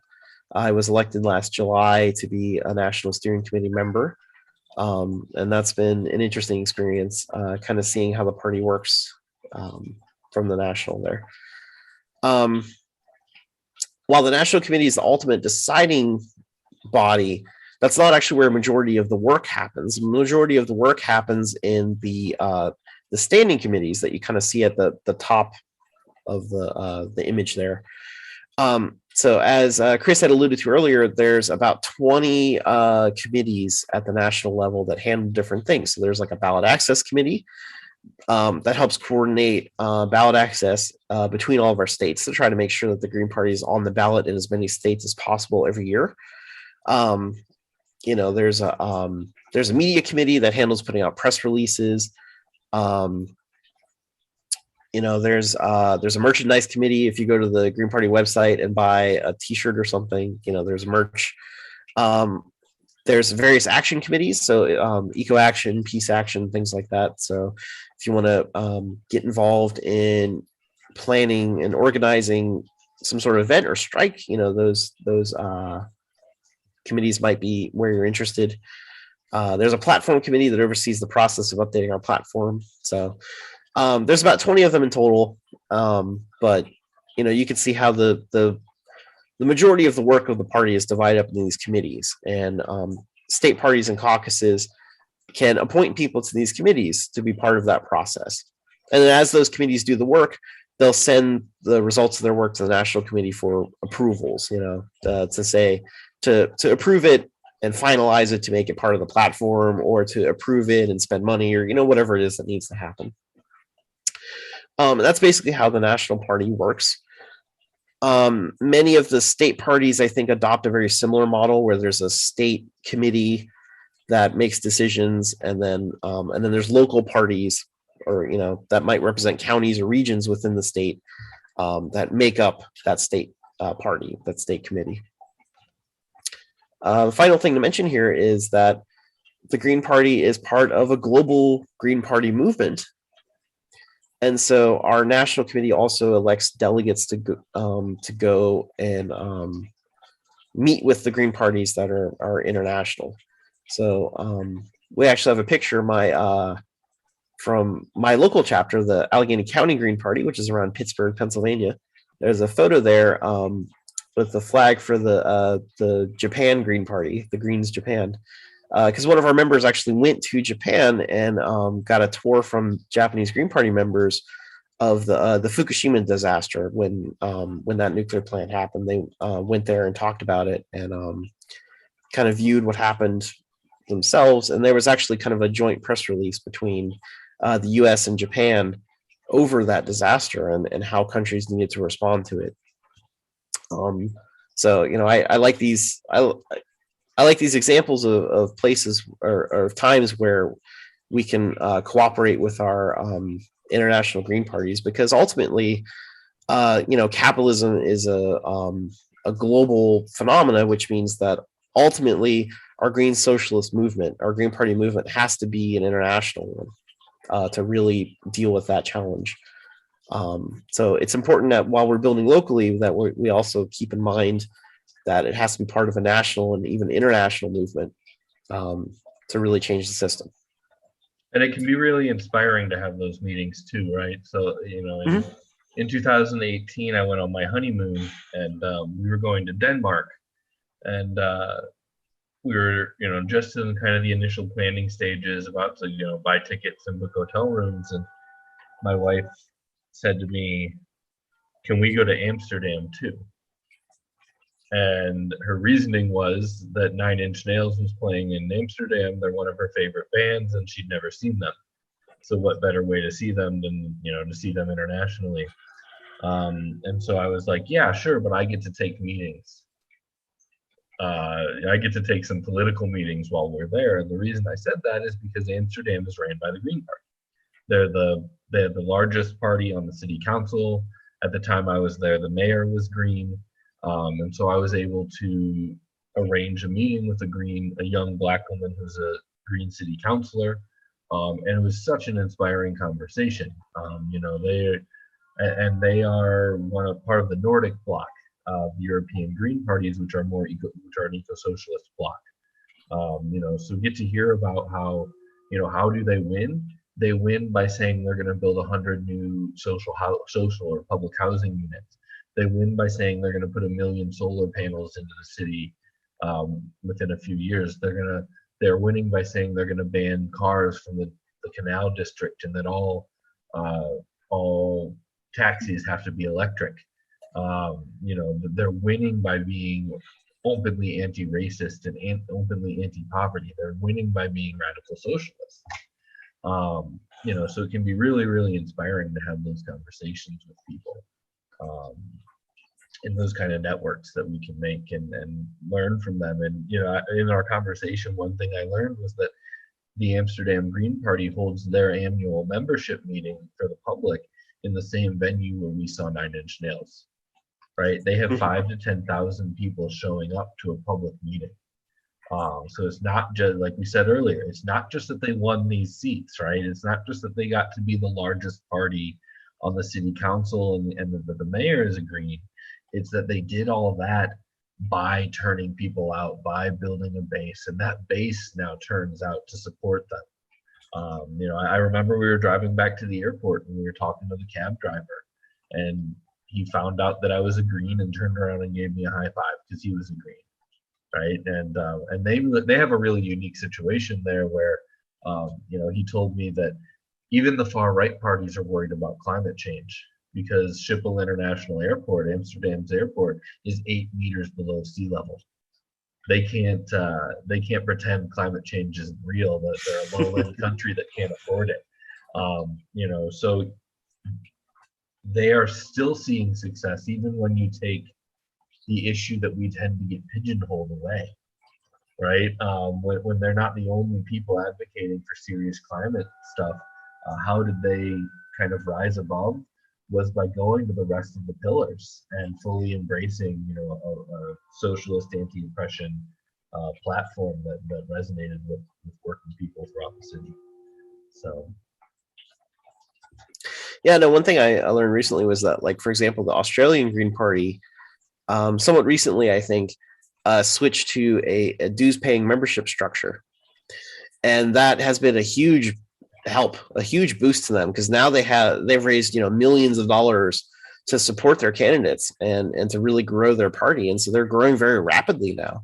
And, you know, it's like you're saying, Chris, inspiring to hear stories from other countries, because, you know, while we do face different you always have to keep in mind that we face different challenges. In the U.S., especially in the electoral system. Yeah, especially in the electoral system, where and especially the U.S. electoral system is probably the hardest among all the democracies in the world. But, you know, with that caveat in mind, we can talk with our international Green friends about different strategies we've tried, and we could say, oh, I did this thing and it really worked, maybe you should look at it, or I tried this thing and I don't think that was a really good idea. You know, we can share those stories with each other and we can learn from each other. That's part of being an international movement. And, you know, that happens at a national level, that happens at a national level. You know, we try things in different states even and talk to each other. So, you know, it's again building that big movement for long-term systemic change. It's not just about any one particular campaign or candidate or anything like that.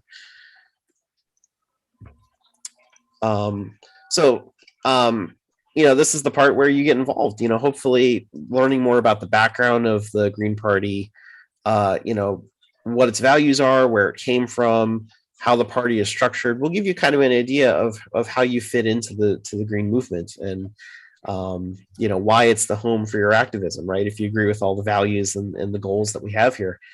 So, you know, probably the first piece of advice is to look up and find your state party. So there's gp.org/state_parties. That'll give a list of all the state parties. Not every state has an active state party though. So, so that's something to consider. We're trying to expand to make sure that all 50 states have an active state party. And many of them do, but not all of them do. So, try to reach out to your state party. And if there's not one, you can reach out to the national party and we can try to help guide you to creating one. And same goes for locals, right? You might have a local party in your city, but if not, we can help you organize it. Because again, this is about growing a larger movement, right? You got to start somewhere. You can also consider joining the caucuses. I myself was a member of the Young Eco-Socialist. That's a really great place to talk with, people that are committed to the green socialist organizing, right? You can learn more about socialism there and what folks in other state parties are doing. And then lastly, of course, is the Green Socialist Organizing Project itself that's sponsoring this particular series of 101s. You can join the GSOP, right? And help us organize more trainings and campaigns and all. We have a list of a growing list of resources. We're working on more, but a growing list of resources for like how to start a reading group, for example, in your local area. A lot of times the best way to start organizing is to first begin with some kind of reading or discussion group where you're talking with like-minded folks about ideas, and you're learning together, and you're thinking about, what's kind of the first organizing project that I want to tackle, because sometimes that's really hard to decide. There's so many issues, there's so many problems that exist that it can feel overwhelming. So you want to talk with others, you want to build solidarity and build a community and kind of start small. And then once you've won a few small things, you can build up to larger projects and pull more people into the movement. So one way to do that is to start with a reading group where you get together with folks that are like-minded, and you learn more together about, what green socialism is and what specific issues are facing your community. And you learn about what existing organizations might exist there that you might want to reach out to, try to make connections with, and things like that. So we have that. We have what would you call them, like white papers that give some background on a few different topics. For example, we mentioned proportional representation earlier as a form of ranked choice voting. If you're not sure what that is, there's a really great essay on the Green Socialist Organizing Project that talks about what that means. So you can learn. That might even be a great topic for a reading group, right? You get together and discuss what that means. So you can find a lot of resources on that website too to help you get started. And of course, that's the point of these 101 series, to help folks get started, to answer questions. And, we'll keep adding more materials as, people ask questions, and, we learn more together. Yeah, so here's the slide about the Green Socialist Organizing Project. So I think that's about it for the slides. So now that we've gone through the whole thing, are there any questions or comments or anything that we want to go over? I guess I'll throw it to Chris first, and then we'll see if there's any questions. Yeah, well, we'll see if there's any final questions. If you're on the Zoom, you can put your hand up or type it in the chat. If you're watching the live stream on YouTube, you can type it in the comments there. But while we see if there's any final ones, I just want to plug our continuing work that our education committee is doing. These are our 101 series. At the beginning of the workshop, I said we repeat these every 3 months, right? Green Party Socialism Organizing, Green Party Socialism Organizing, Green Party Socialism Organizing. And they're intended to be kind of an onboarding opportunity, right? For people to learn about the different topic areas for people to talk to. You know, in this case, Garrett and I are both, Garrett's a current and I'm a former national co-chair. You know, both of us have been involved in the party for a decent while, not as long as Howie, but you know, very few people have been involved as long as Howie. But so we do these on the fourth Tuesday of every month at 8 p.m. Eastern. So coming up on May 24th, we're gonna have Socialism 101, and on June 28th, we're gonna do an Organizing 101. So we've got those coming up. You can find out more. You can register. This series in April, May, June is on Zoom, but we're, you know, obviously we're live streaming it to YouTube. We may change format again, even, you know, going into the next one. We may go back to live stream. We may stay on Zoom. We may try something different, but these are just going to keep repeating at least through the year. You can register and find out more about them at greensocialist.net/101s with an S on the end of the 101. And then the other big thing we have going on right now through the education working group is a series of campaign trainings. In April, we did one on so these trainings, we have two parts. The first part is traditional campaign trainings, which are kind of behind the scenes, inside baseball stuff, you know, how to petition, how to, you know, properly use your database, how to communicate with the media. But we also wanted to expand how we're doing our campaign trainings to include what I've been calling candidate crash courses, where we select some of these key green policies and we have an expert on them come in and talk to candidates and to local Greens, with the goal of both providing a basic baseline level of information on the policy beyond a slogan, because it's really important that we are able to go beyond the slogans, right? We don't want to be AOC and run on abolish ICE and then vote to fund them. That puts us, you know, that really undermines our integrity as, you know, an independent party that stands by their politics. So we wanted to provide that, you know, that basic level that would allow Green candidates to talk about it, with the hope of also starting to, you know, create a common language in the way that Greens talk about these policies, right? So whether it's the lieutenant governor candidate in Pennsylvania, or a state house candidate in Illinois, or a local city council candidate in Texas, there's everybody's kind of using the same terminology, and we're starting to create, you know, a very clear messaging about how our Green New Deal is different from the Democrats, for instance. So in April, we did one on campaign systems, all the tech and things you need. You can find that on the website. There's a recording with the slideshow and stuff. We did one on the Green New Deal that was facilitated by Howie Hawkins. You know, what better way to learn about the Green New Deal than one of the first people in the US to run on it, who has at this point put out the most detailed version of the Green New Deal in Howie's 2020 Green New Deal budget.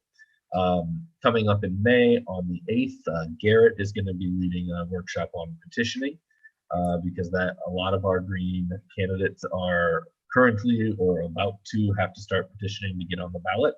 So it's good tricks and tips and things like that. Then on May 22nd at 3 p.m. Eastern, we've got Margaret Flowers, who was the author of Howie's Medicare for All through a National Health Service platform in the 2020 campaign. She's a doctor who has been involved in the fight for universal health care for a long time. And she's a great person to kind of lay out how a green Medicare for all is different than what we're going to hear from Democrats. And then in June, we're going to have, on June 5th at 7 p.m. Eastern, we're going to have media and social media training. And then June 26th at 3 p.m. Eastern, we're going to talk about peace and anti-imperialism as a policy point. We might keep going after that, but we started with our initial 3 months scheduled, and we're going to go from there. So you can find out more about those, sign up, register for the Zooms at greensocialist.net/campaign-trainings. You can find all of this in the education section of the greensocialist.net. So with that, I don't see any questions. No, I think Michael just raised his hand. Oh, yep. Hi. So I was wondering if you think that the Green Party could benefit from a more revolutionary branding. So I'm looking at the Starbucks unionization, and from the very little I've seen, that seems to be spreading like wildfire. Also, I look at the Sunrise Movement, which I don't know a lot about, but they seem to have spread very quickly. And in my area, at least, they have like many members and a lot of activity, whereas the Green Party was non-functioning at the time. So your thoughts on that? So I'd say, you know, a big part is with Sunrise is they've got money, right? When you tie yourself to the Democratic Party, you get money. There was a Queer Eye episode where they went to Philadelphia, and you know, what the person that week was someone who lived in a Sunrise organizer house, right? There, with money comes the ability to pay staff, to pay organizers, to pay for housing. And it's one of the reasons, you know, when I talk to state Green parties, I tell them one of the most important things they can do is get someone on a stipend of staff to help with that. But some of it's branding. You know, the Greens have a lot of, frankly, in many ways, earned baggage that comes with us. But we've really got to be careful in understanding that, and I say it every time we do our organizing workshop, but words ain't shit, right? We've got to be able, we've got to lead by action. You know, so branding's obviously important, but we've got to make sure that we're not just a slogan. Because there's really one of the worst things you can do as an organizer is sell people on a slogan that you're not able to deliver on, right? When you do that, they're never going to show up again.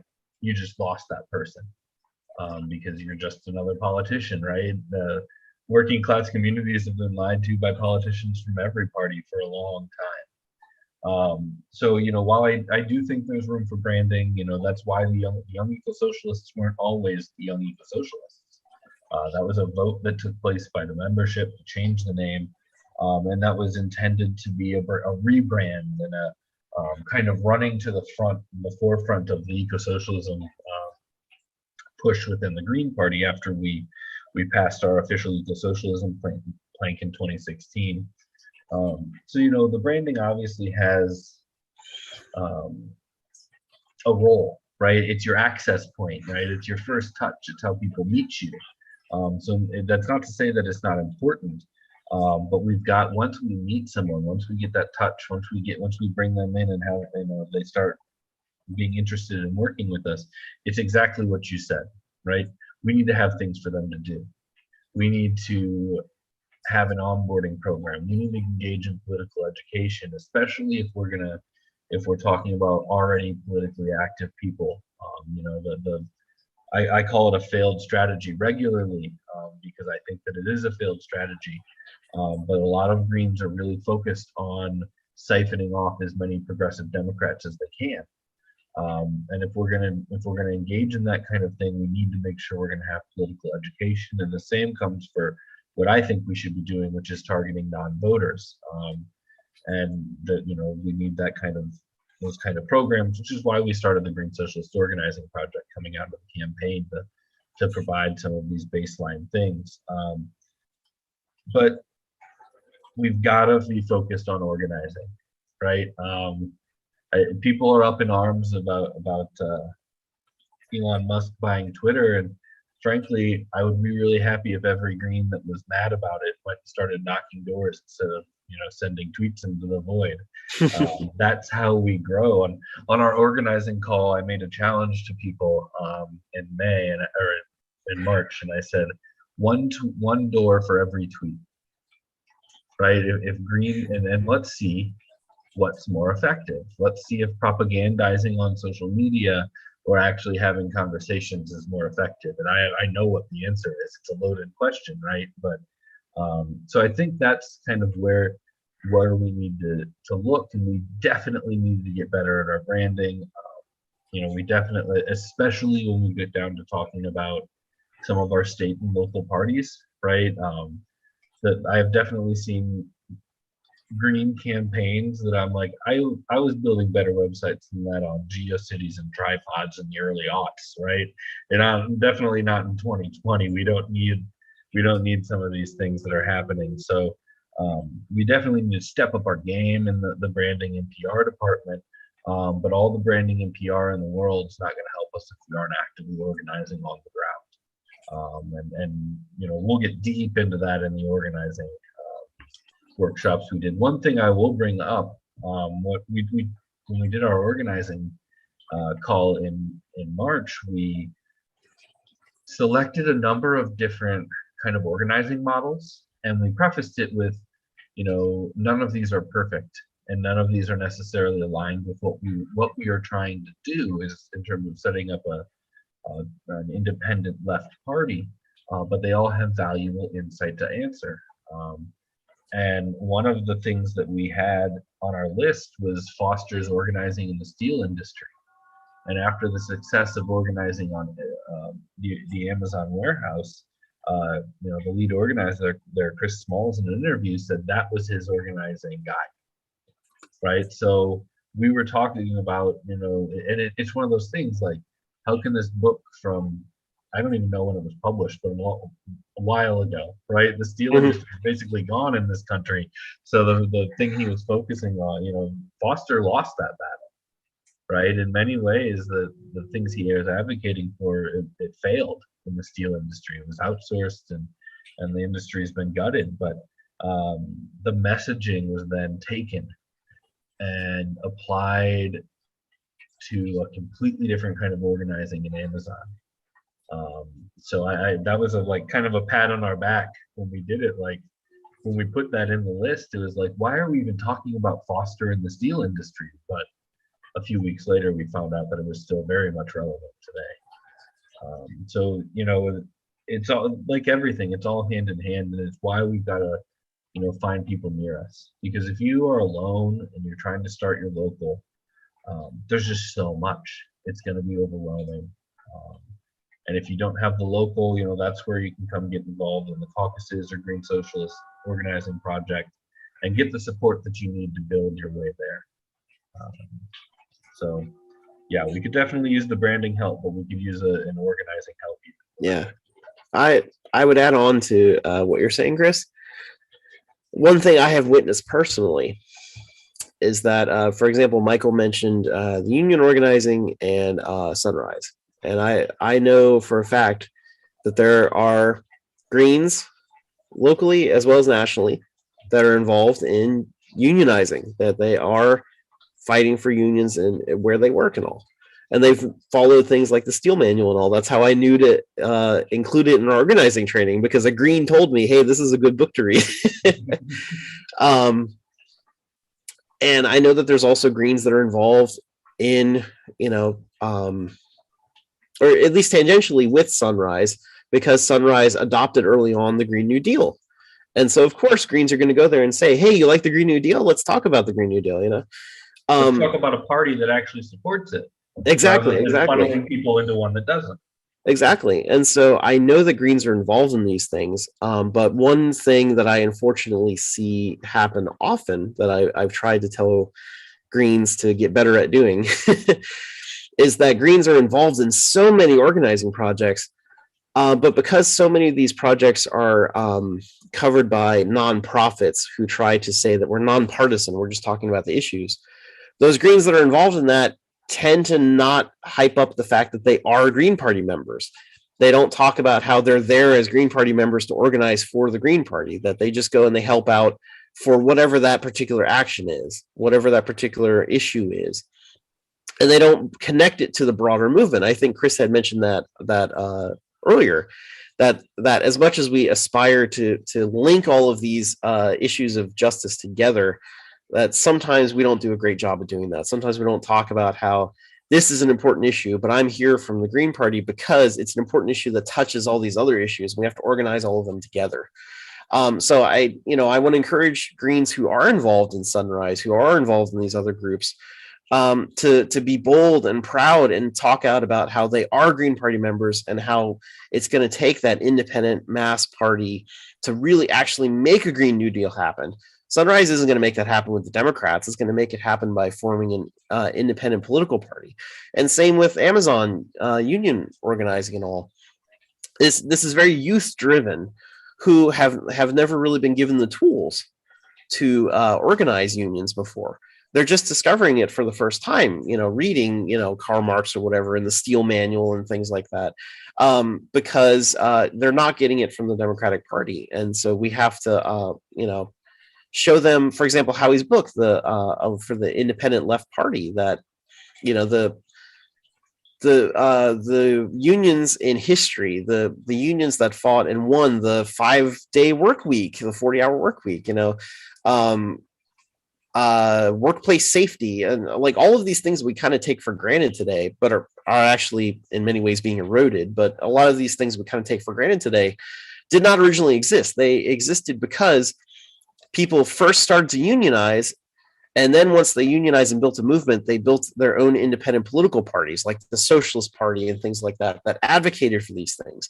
At its height, the Socialist Party had thousands of people elected across the country, to local, to state office. They even started electing people to Congress. They were very putting a lot of pressure on the system. And in many ways, FDR's New Deal was actually the Socialist Party platform, of course, watered down to protect capitalism, but it had to be a response because the Socialist Party and the unions that were backing it were growing in power so much that the Democratic Party had to respond to it. It had to do something for the people.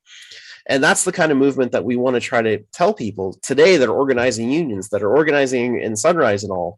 We have to recreate that struggle again. We have to build that mass movement that's really going to push the current system to really make the change that we need. So, I think Greens are already active in those movements. We have to be more vocal about that, and we have to be more vocal about it for that reason, to encourage folks to join more independent organizing instead of getting sucked into these groups. For example, Sunrise, local chapters will do a lot of really great organizing, but the national is controlled by Democratic Party interests. And that you see that replicated over and over and over again in nonprofits, where even if the local organizers are doing good work, they're restricted by what the national tells them to do. So we just have to encourage people that you're on the right track, but you join the fight for an independent party to further even more. Well, one of the roles when we go to these, Sunrise or DSA or, there's a whole not-for-profit complex, right, that the Democrats have set up, PDA and Our Revolution and Sierra Club and, all of these organizations that like to play the nonpartisan card, but in reality are partisan fronts.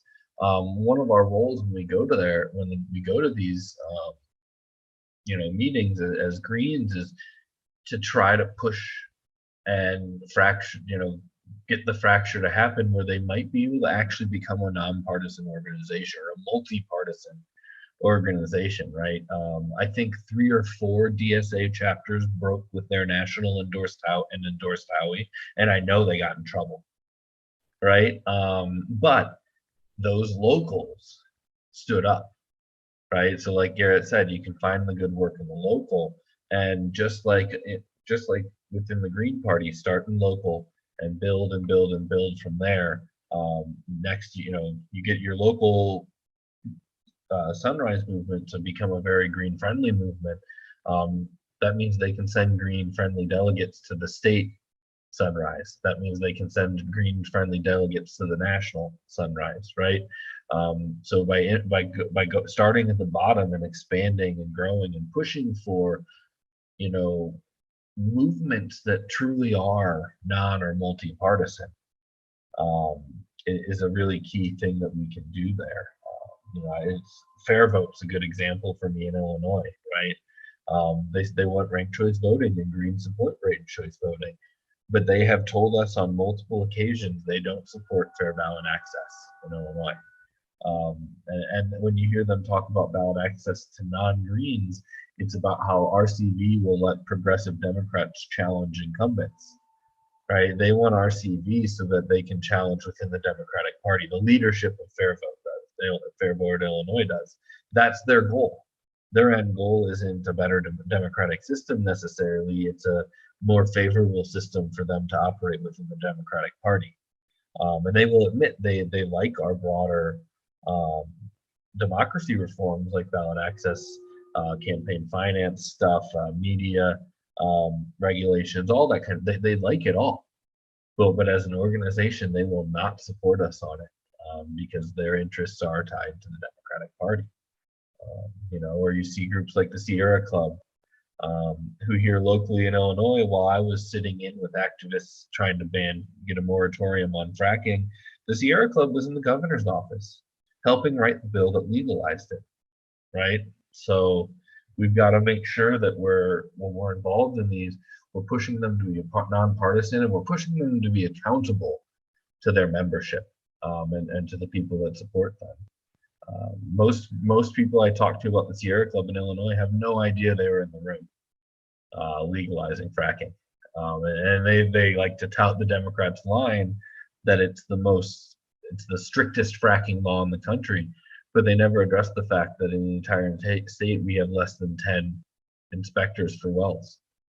You can't enforce the strongest. They knew that the strongest law in the country wasn't enforceable, and they still put their weight behind it. So, our goals in these organizations should be trying to make them more democratic and kind of break the stranglehold that the Democrats have over movements. And, the saying is that the Democratic Party is the graveyard for social movements. And that's historically, it's true. And we need to try to, save some of these movements from that fate, because there's a lot of really good, well-intentioned activists who get sucked in, but their energies just get completely thrown to, capitalist corporate interests within the party.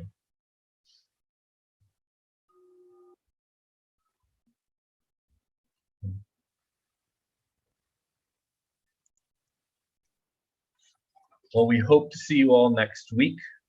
Again, May 24th, 8 p.m. Eastern, fourth Tuesday of the month. We'll be talking Socialism 101. It should be a good time. And yeah, thank you everybody for coming, and we will see you soon. Have a good night.